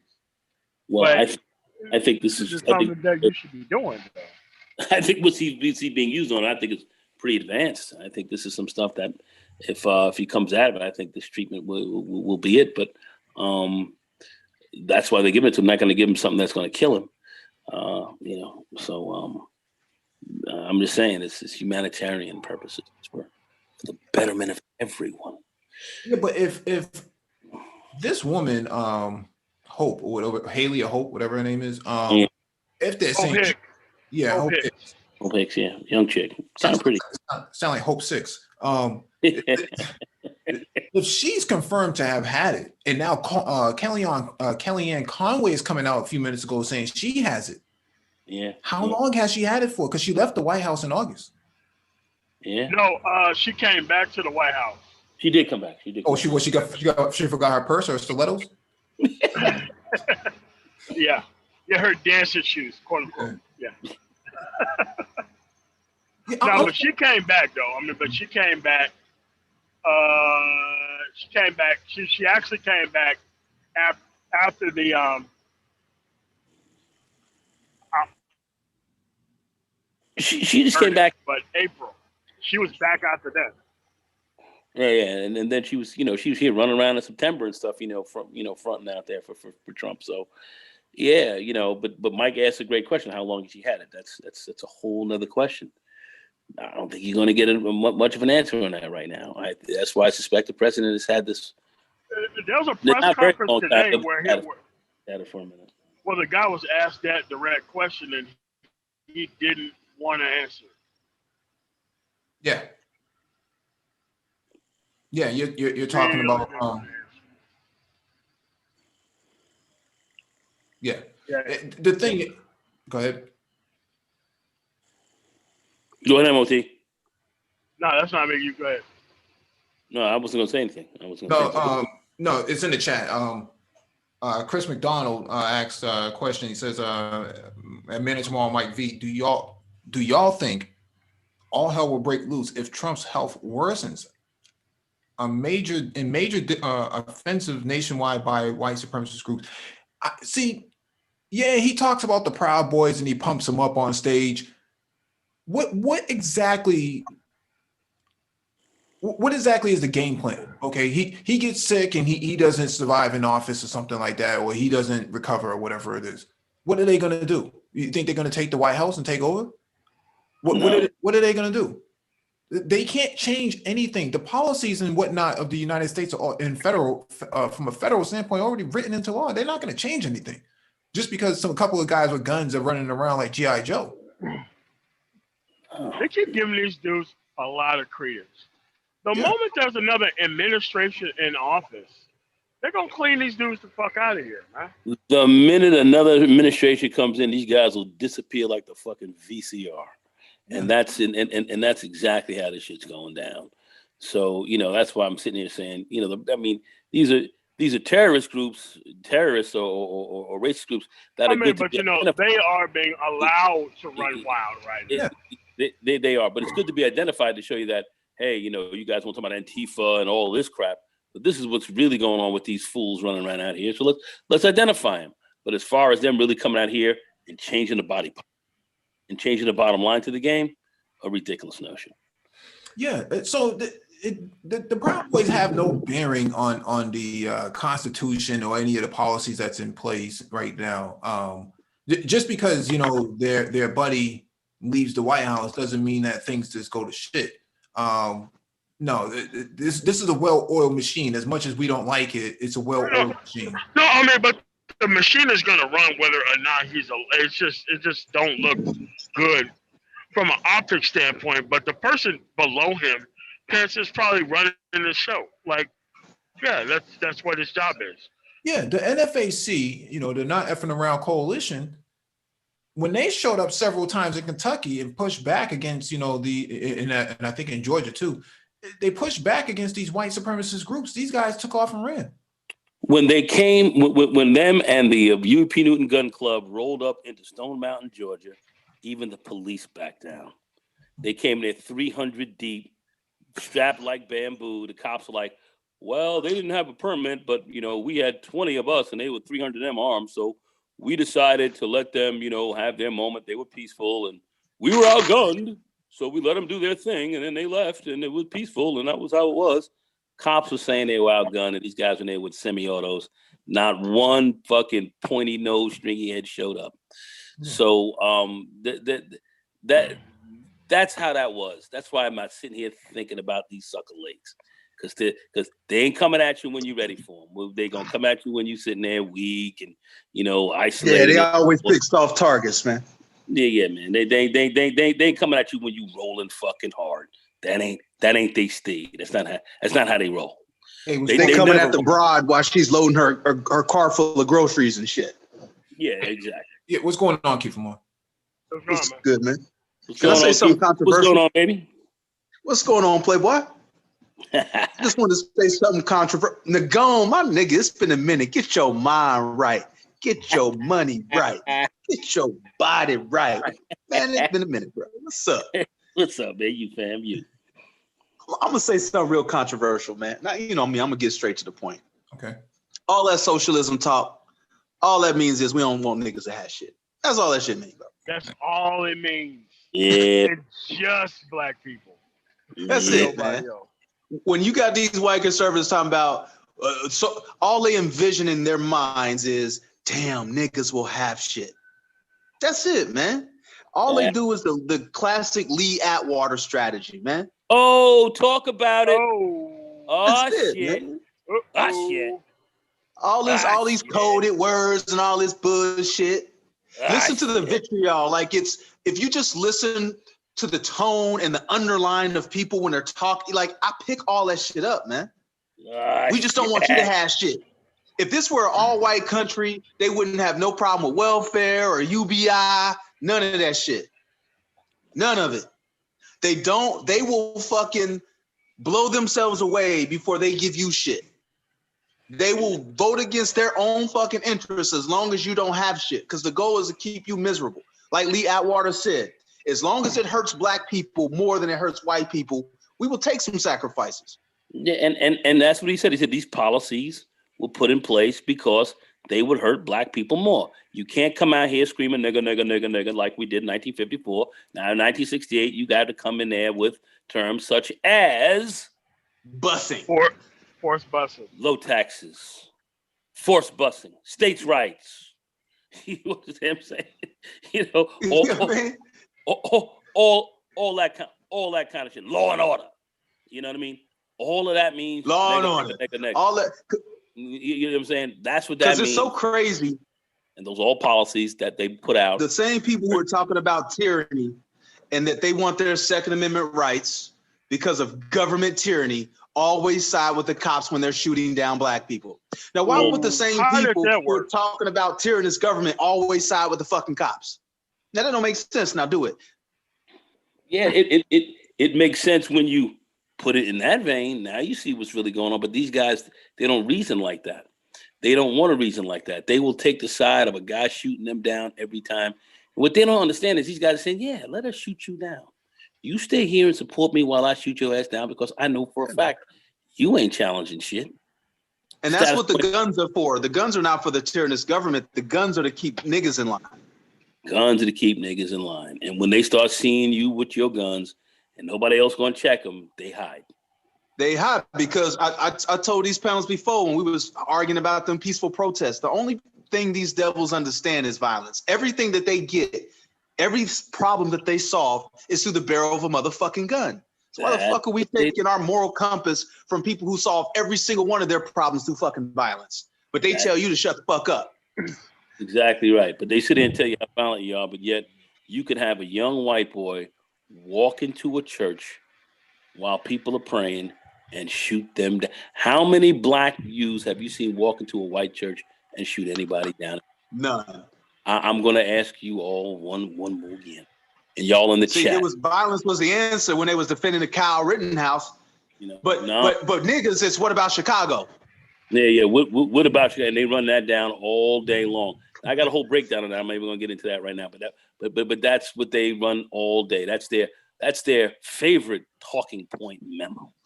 So and it's and we've forgetting been that most niggas live in the South, which are red states. Yeah. Go ahead. And are typically the poorest states. Yeah, but those conservative values, though. Conservative values.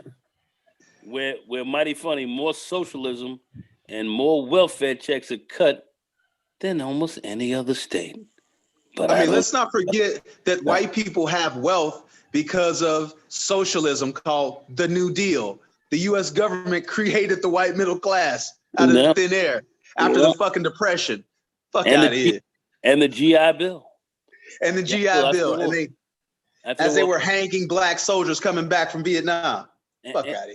And redline your ass moving into the neighborhoods that they set up for you. So, yeah, I mean, the history is deep, but we've gone over this many times. But yeah, man. The narrative that they want to continue to paint is that, and it's one of ignorance, bereft of facts, and then make you out to be the bad guy. On Facebook, I have this saying. It's just called Black Bad. If every argument will always come down to black bad. If we're talking about black people, we got to make it fucked up. Period. No, you can't have it. And reality is that we were talking about reparations. Why would Caucasian people vote to give you reparations when they work really hard to move out to the suburb to get away from niggas? And if we give you niggas money, then you'll be able to move out to the suburbs next to white people. And guess who black men will be fucking if they move out to the suburbs? Can't have that. But it's not only that, because if you have your own burbs and they're really super kicking, they're gonna hate that as well, and they're not in there. Of course, just like when them niggas just bought that plot of land. Now all of a sudden it's reverse racism. Yeah, they can't never see racism, but they always see reverse racism. That's their whole thing. Oh, these blacks, they balling out of control. What's up? What do you? Nah, we got to stop this. That's what you'll see. You see that. We've seen that with Rosewood. I mean, that happened with Rosewood and other 90 fucking cities. Tulsa. And there were a good 600 across the rest of the country that this was done to. Let's not forget about Charleston. So, yeah, I mean, there were so many incidents of even smaller townships that this happened. These guys were ethnically cleansed away from that. Ethnic cleansings going down. That's what they were. And they weren't because these were poor blacks from the part of town they want to move out. They don't have a problem with you being poor and fucking torn out the frame. They like that. But when you're wealthy, they know that. You're doing well. Your homes are nice. Shit's fucking looking pretty. You're running business. You're kicking it. They ain't feeling that. They want. And remember how the white business owners would compete with the black businesses. They just come to the nigga hanging and take his business. Forget that too. Or taking land. All that kind of stuff went on. So I mean, this free market. This was big. That history should be known. We should know about it. Oh, we don't want to learn about taking no L's. Motherfucker, if you don't learn about what happened in the past, niggas gonna do the same thing to you in the future. And it's going down right now, and you guys are accepting it. You're accepting it. You're accepting it. You I mean, like, accept here's the other thing. Now, here's the other thing about that. It's like, look, all you gotta do is just talk about the policies and the shit that needs to be changed. I mean, to a lot of these people, this shit is perfect the way that it is. Like, all they are is advanced status quo agents. Like, they really don't want shit to change. No. And that's the problem. And it doesn't make any sense for things to stay the same the way they are and then make a claim that everything's perfect. Because to the average conservative, there is nothing wrong with America at all. It's only if you've been left out of America, then fuck you. America didn't include you for a reason. And these people have happily accepted their lot about where they are and shit. You know, this shit's just insane. Well, I mean, I partially agree with that, but these people act like they don't understand until what happens to black people happen to them, and all of a sudden they got all this clarity. Like, they're not stupid. It takes a lot of smarts to conveniently misunderstand simple shit. You understand? Like, or immense stupidity as well. Don't forget that. I mean, I want to say it's stupidity, but it actually is harder to misunderstand than to actually understand. No, like I always say it's easier to fucking act. It's easier to to kind of act like you're smart than than you are, man. You have a lot of guys acting like they're smart, but they're dumb as fuck. And what this reminds me of, Nagone, is alimony, right? Like you would hear women complaining against men's complaints against alimony, right? But as soon as women started making money and paying alimony, all of a sudden they have all the same arguments. Do you understand? When they get on Oprah to talk about alimony, well, I don't want to have to pay it, man. That oh, really? So no one understood. They pretend like they don't understand. It's like arguing with a strag on a panel. You'll lay something out and they'll just keep making these circular arguments to pretend like they don't understand. Yeah, Mike, break it down, Mike. Break it down. Let me just play this video real quick so that the conservatives can actually understand what's going on here. Let me play this. This just came out a few hours ago. Fair use. Long, barren stretches of roads, planes speeding over crops dropping fertilizer, and smoke being blown across highways from controlled burns. The Mississippi Delta is the poorest part of the poorest state in America from an economical standpoint. Look at this. Okay. Look at this. That shit look like Dodge City. Yeah. You can make a movie here for like, Resident Evil or some shit like that. This is a part of America almost never seen, where swamps surround the mighty Mississippi River, buildings in ruin, yet art decorates the destruction. This region, where the blues was born, is by nature a crossroads of contrast, otherwise known as the Mississippi Delta. Dr. Leanne Bird and her staff have been on the front lines of the pandemic since March, and the situation is not getting better. Mississippi Delta is #1 in multiple chronic disease processes and poverty, which I think makes the people in the Delta more prone to COVID. This makes the unemployment rate even higher. Businesses closing, which makes the Delta struggle even more. This is the harsh reality in so many places up and down the Mississippi Delta. Buildings that are in ruin, the roofs completely gone. There was a business here at one point, but the Delta has between 30 and 40% unemployment. That's the average, and that was before COVID-19. Many people here don't believe that any sort of new president or even potentially Donald Trump staying in office will help their situation. Scotty Meredith runs the funeral home in Clarksdale, Mississippi. Business has been busy, and the upcoming presidential election is weighing on everyone. Our community is Democrat. If Biden was to win the election, I could see him doing more for our area than Mr. Trump. And I want a cleaner town. I would like to have a stronger law enforcement. I'd like to have better morale in our police department. We need to come together. This needs to be a community of one. 40 miles to the south of Clarksdale is Cleveland, another town where the streets are empty, but the American flags fly high. Matty Bengloff and his wife Suzette Matthews own an ice cream shop and are doing takeout to survive. But their biggest concern right now is the healthcare system here. They've been defunded, you see rural hospitals closing, and now these hospitals need resources more than ever, especially in a place like the Delta where we have such high rates of, teenage pregnancy, diabetes, infant mortality. People in the Delta understand tough times and have been trying to crawl out of them since the Great Depression.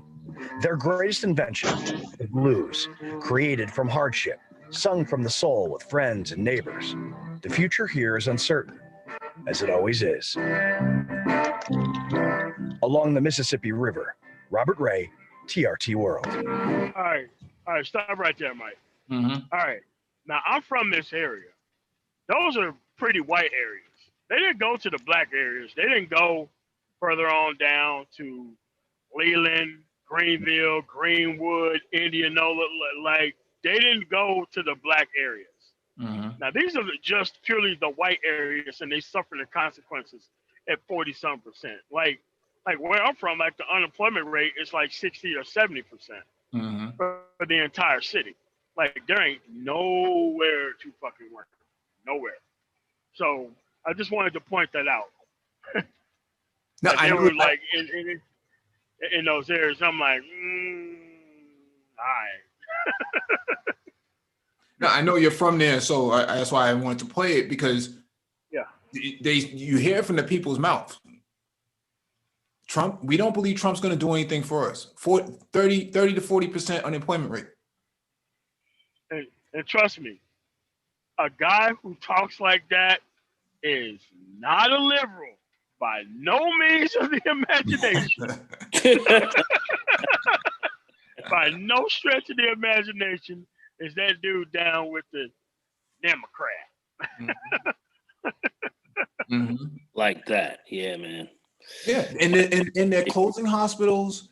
The conditions are getting worse. COVID is having a huge impact on them.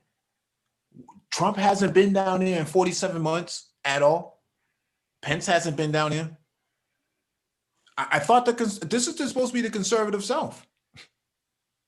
Yeah, well, where they have all these conservative values and shit, and like these intact family households and all this shit. Yeah.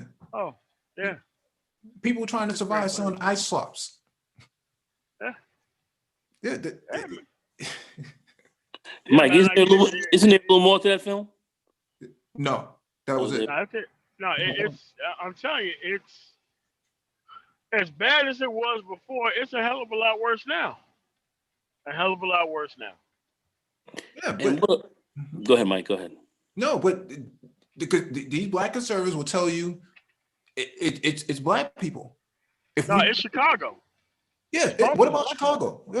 Yeah. If you just pull your pants up, if you just wore a suit and tie, that would solve all your issues. You don't need a handout. Meanwhile, these white people in this video are saying, hey, President of the United States hasn't been down here at all. We're suffering. And think about this. They said it's been that way since the Great Depression. So it's been that way for over 100 years, but what they didn't really want to tell you is it's pretty much been that way ever since the end of slavery. Yeah. And here you are now still dealing with this shit. And they're conservatives, but ain't nothing going on. With the rent. But the rent. Where the big time conservatives at? I don't know, man. This is around a lot of America. That's the not problem is, man, like dude, listen. It's a convenient position and point of view because you don't have to have any types of things you believe in. And you walk away thinking that you are doing something that like dude, it's not hard to discuss policies. It's really not that hard. I mean, it's like you can't put like black on black crime as some type of major thing. It doesn't matter. It's close proximity crime, and it's just crime. No one can still tell me what the Asian on Asian crime rate is. Why they don't track the shit and they don't give a fuck, and they would never ever bring it up, even though the answer is probably pretty goddamn high because they're the ones who live close to each other. Exactly right. The Mississippi Delta is a third world country. Always have been, man. Beautiful, Always beautiful. have been. No, Always have been. When I was in Africa, it makes the Mississippi Delta look 10 times worse because they've advanced. They got renewable energies and solar powered lamps and light poles and the environment and shit like that. And bro, if you put a light panel on your fucking roof, the amount of trouble that you'll get in some of those places down there, man, it's outrageous. Yeah. Third world country. Right. Go ahead, Mike. I mean, go ahead, Mike. I want to follow up on that point because you cooking right now. Go ahead. No, what I'm saying is all these black conservatives will stand up here and say, what about Chicago? What about this? What about that? Black people, they want handouts. That video, people are saying we need those handouts. Those are white people saying this. Socialism, black people just want socialism. Well, what about those white people in that video? Well, now, Mike, do you guys remember when that big oil spill broke out down there in Louisiana and in basically damn near the country and wiped the whole place out? Remember that? Yeah, BP. There you go. Remember that? And then Obama at first coming off, that was one of his big, giant problems he had to solve when he first came out there. People were like he had to go down there and stop it himself. They ended up getting the leak stopped. And basically those white folks down there mostly said, our economy is destroyed. Our economy is destroyed. We can't do anything. We can't fish. We can't do it. Boom, boom, boom. Obama and them came out with a cleanup. Obama, I think he released, I forget how many billions of dollars he released in that area. I don't have it in front of me, but I'm thinking somewhere around 80 or so billion. It was a lot of money he released. Mm-hmm. And they cleaned up that area. What was that money released for? For cleanup, rebuild houses, help to put businesses back into place. All of those so-called handouts. Some big, some big oil company came in, fucked it all up. Obama came in there and literally helped to rebuild that section. And we're talking about a backwoods, deliverance type, almost damn near, white Cajun Geechee system. And when his train stop came through there about a year later, when he was, looking for re-election, and you saw nothing but those people come out there and stand by stand out just to watch the train come through. Just watch them come rolling through. And these were people that were supposed to hate you. But here this black president comes down who helped to rebuild them, was standing out there in crazy numbers waiting for him. Just waiting for him to come through town. And he carried those districts. And folks were waiting for those so-called handouts that these people were talking about to rebuild their town. But you didn't hear about that. I saw it. I actually saw that on, when I really started getting into The Guardian, when they really started to get into stuff that you just wouldn't see. And I found that kind of amazing, really. But yet people would talk about handouts and all this kind of stuff. But yet here these people were getting remade, getting reparated at some level. And that was all good. All good. All good. Obama delivered.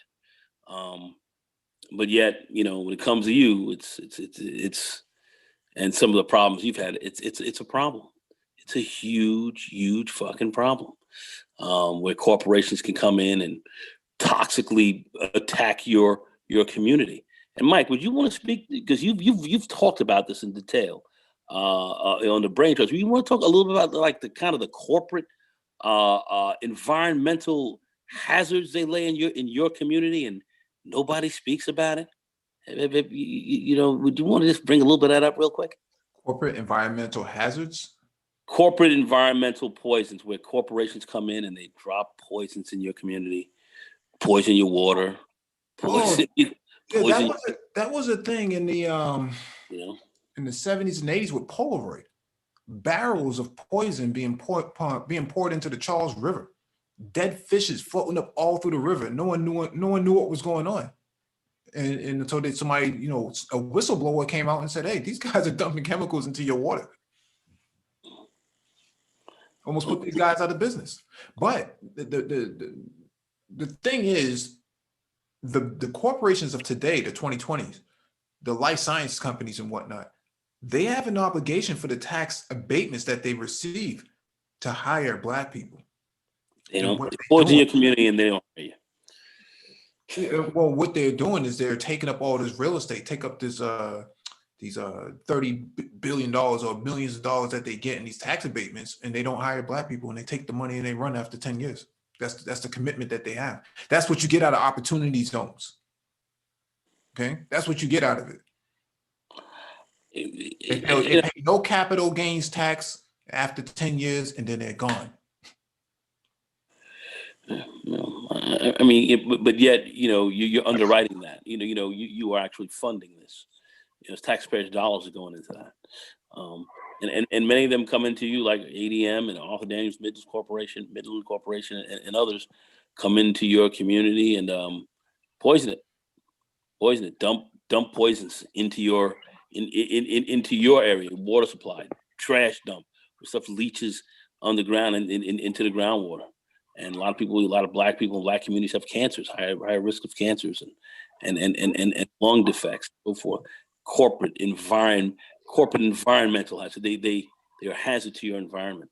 And yet you don't get properly reparated for that, and then you look for that, and then people are saying you're looking for a handout, you're looking for something fucked up, and I find that strange that we have that mindset when others and get reparated. Right, so this is what I don't understand. Mm-hmm. All right, so how do we get all these false labels and things about what we support when we clearly don't support them? What label is that? Like the labels of handouts, how can you vote with these people? Yeah. Blah, blah, blah. It's like, what are you talking about? Like, dude, I've never been on record as in believing in none of this stuff that they try to put on people for some reason, right? So and what are all these handouts? MOT, what are all these handouts? Can you define what these handouts are? It's the handout of equal protection under the law. That's a government handout that they don't want us having. And every time you complain about the country's non-being greatness, you are infringing upon their rights to screw you over. I don't know. I don't understand it. I find it unbelievable to me. I don't see it. So, but I look at all these things that we suffer, and that we have going on. We bring this up. We look to make some type of not only complaint but yet get it fixed and then let us move forward. And that's problematic. And people saying take the L and keep it moving. Take the L and keep it moving. See, this is the attitude. He says, so you don't want jobs for Black people. I thought we were so unemployed. Can y'all make up y'all minds, or will welfare do until you get a president you all like? See, oh my God. This is the thing, and this is coming from the Federal Reserve earlier today. A lot of your labor market during COVID was actually Black people. And so the goal to drive your economy is to create more jobs. But if you don't pass a stimulus plan, then those people are not going to be able to spend any money, and you can't do anything with your economy. It's at a standstill. So it's imperative for you to actually flood the economy with more money to those people who are in need of it. This is coming from high-ranking officials in the Fed. It said, damn the inflation. Yeah, you're going to get higher inflation, but it's worth it. So it's worth it to actually put the money into the economy. But you say, well, you guys just want welfare. But the Fed is saying you need the welfare. You need the subsidies to drive the economy. You're saying you don't need the subsidies.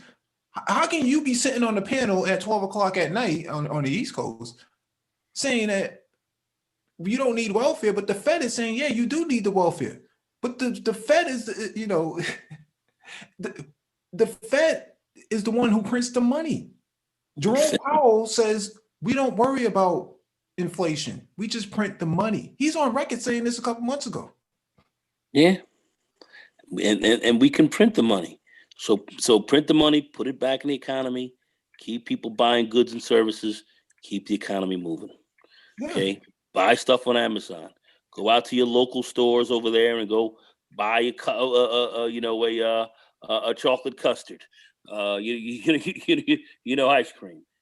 Go buy a All right, pair. well, let me answer a question real quick. G1. I'm talking about like these conservative black women, which I think are the worst women within this country, is women who call themselves conservative. Um, these women in the South suck up to rich politicians, mostly white ones, and they get these government contracts because of their minority status. And what they do is they just give the contract back to like a fellow among that group, and they get a check for doing so. When they get the contract, they can hire whoever they want to, or even contract with the union to actually train people and all that kind of stuff. But they never do. You know, I mean, like when Latins get these contracts, the whole neighborhood's eating. That's what's happening, and most of the time, the women get those contracts and they don't even bother trying to help nobody with them, even though they have a minority status and they get them. And yeah, so it's pretty bad. So, and it's a very well known thing that happens. But yeah, that's what happens, and that's what normally their job is to just get the contracts and flip them off to other people. But anybody can get those contracts, but especially when the women, mostly the conservative ones, get the contracts, they don't even bother trying to hire black people with it. They just give the money back to the people who it came from. So that's how that works. So Facts.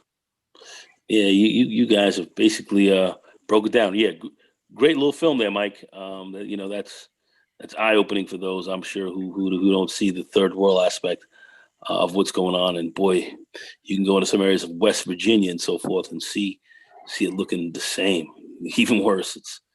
This is all over the country. It's not good. See, I just asked this person, where did you get your education on economics? You just had the Fed chairman come out earlier before the bell closed on the market, saying that even if you do get inflation, it's necessary for you to flood the economy with some kind of stimulus. You need to drive the economy. Yep. I mean, like the only money that's been flowing since January has been government money. And trust me, when this shit runs out, like first and second quarter of next year, that's when there's going to be some, like, this is not even real pain. And the only thing that's going to kind of stop the slowing of it is the holiday season, which everybody's going to go out in a bang. And next year, everything is going to be in a horrific condition. I cannot explain to people how bad it's going to be, because what little companies are here are going to get thrown out. And if you can last till this summer, or maybe even this time next year, you're golden as a business. But if you don't, then you're probably gonna be up out of here. So, well, see, you bring up a great point. That's exactly why getting back to the key fun, to the key, theme of this live stream is, if you're going to really get, kind of get this thing moving the right way now, you got to get your arms around this COVID piece. You got to be able to really get your arms around this thing, begin to really start to shut this thing down, really begin to see where you're really at with this. And then you can begin to open up responsibly and do some things that are going to help to move this economy forward.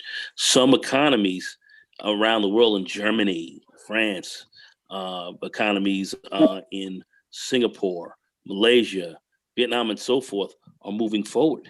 okay, they are actually moving forward now. We aren't, because we haven't gotten our arms around this. Our commander in chief, who is now, saddled with this rather frightening, terrible, complex, horrifying disease in so many ways, did not get his arms around this thing to prepare us to move forward. And now here he is laid up with it. So, the irony is unbelievable, but it's not, this is not funny. This is very serious. And what MOT is saying, coming into the next quarter, as this thing drops out, that money dries up, it's going to be very hard exactions on the economy. It's going to be bad news. We're going to have to really kind of think deeply about how this thing is going to happen. So you got to be smart about this. Go ahead, Mike. Let's play this clip from Bloomberg. This is earlier today. Fair use. Longer will we head off higher inflation by preemptively raising interest rates before we have achieved full employment. Moreover, after long periods of sub 2% inflation, as we now find ourselves in here in the United States and really around the world, in all developed economies, we will accept periods of above 2% inflation. Tolerating the risk of slightly higher inflation, in our view at the FOMC, is worth it if it helps us achieve our employment goals. That's important.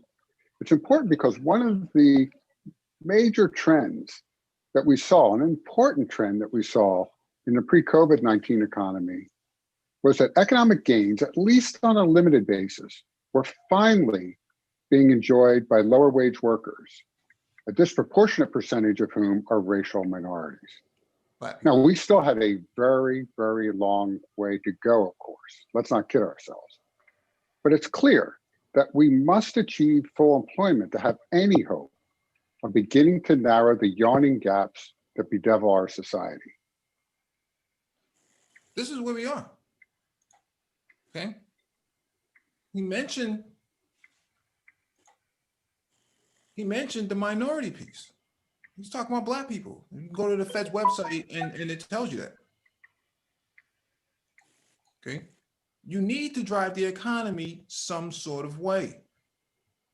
This idea that you can get away from a stimulus and that you can get away from any sort of quote unquote handout, the experts are saying you're wrong.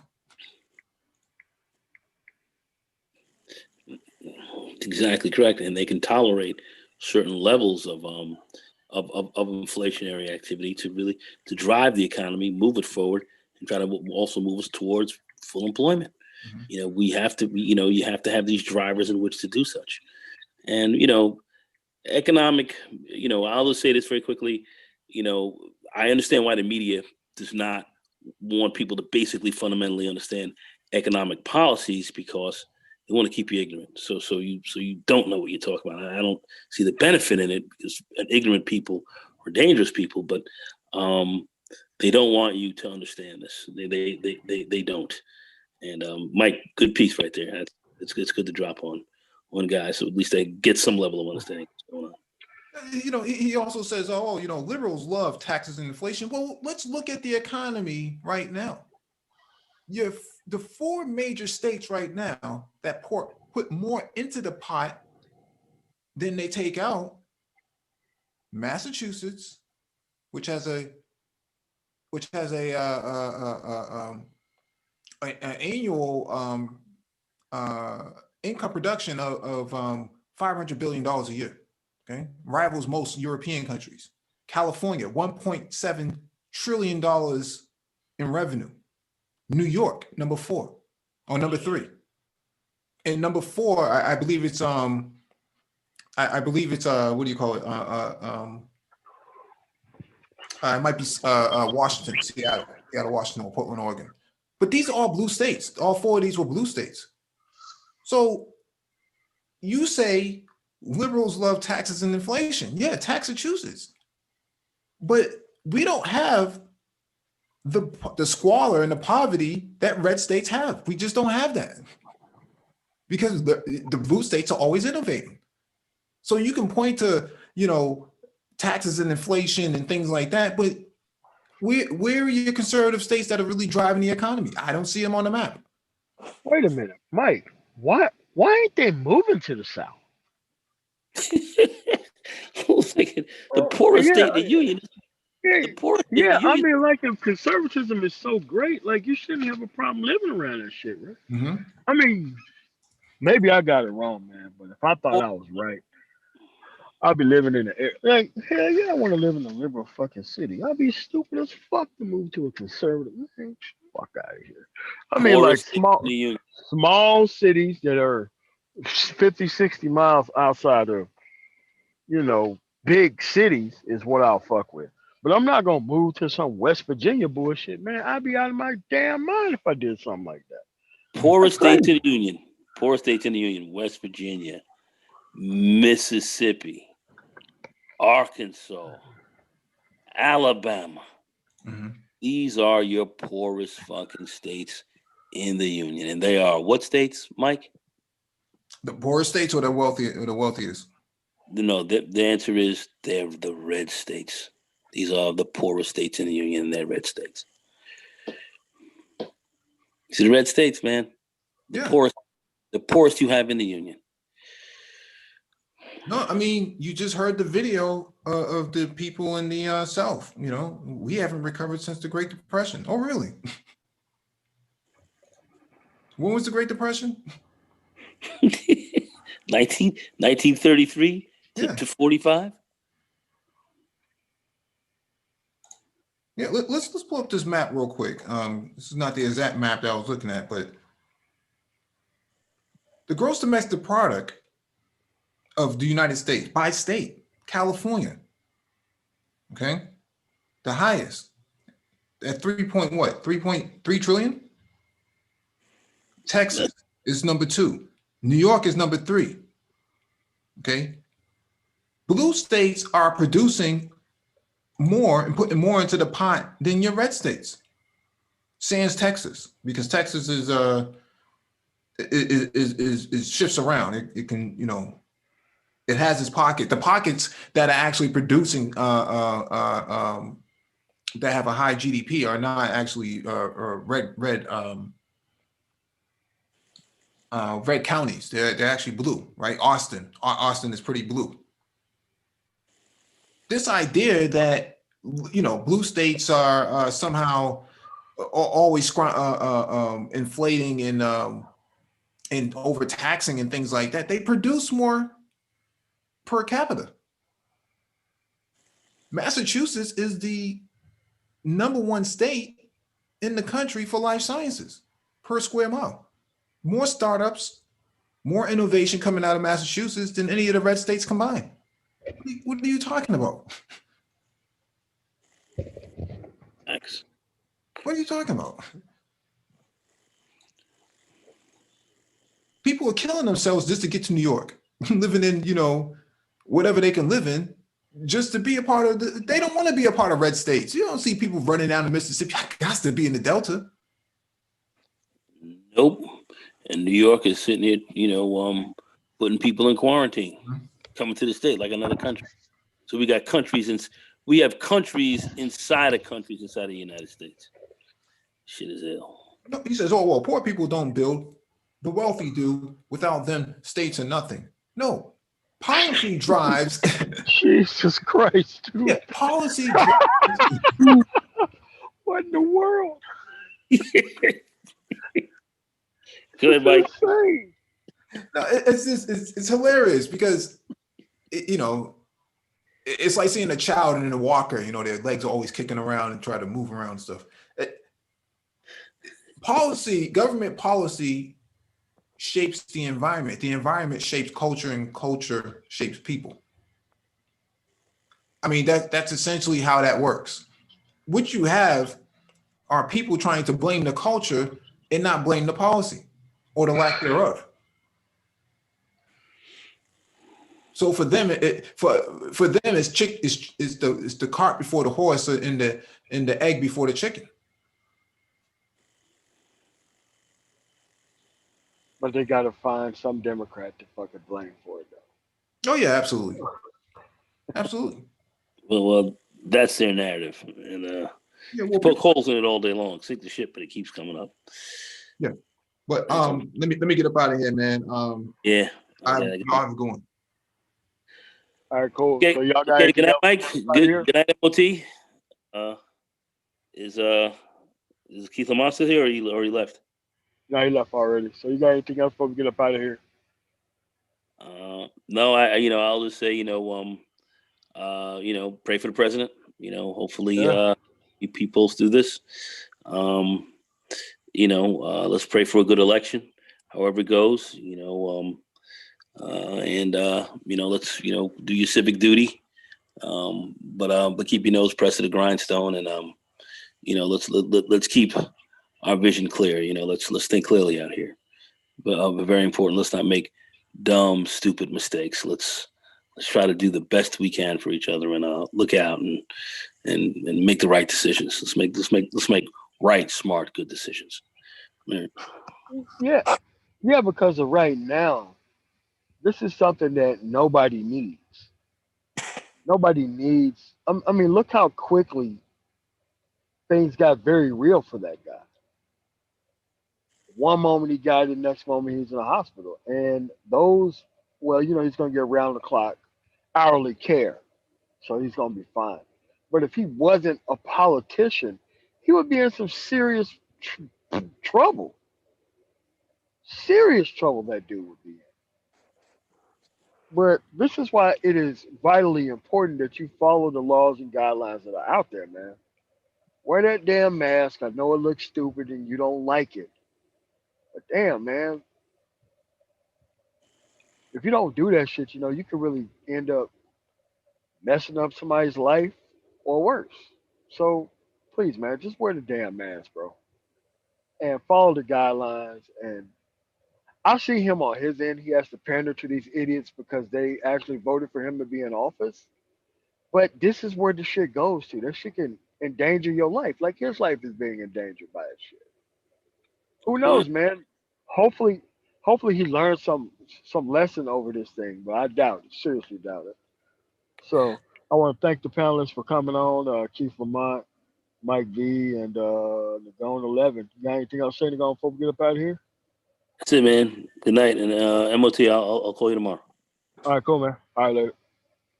All right, shout out to everybody who stayed through this actual thing, and shout out to the people who actually asked questions and got their questions answered. So I want to thank you guys for coming through. I'm the man tomorrow. You guys have a really nice day.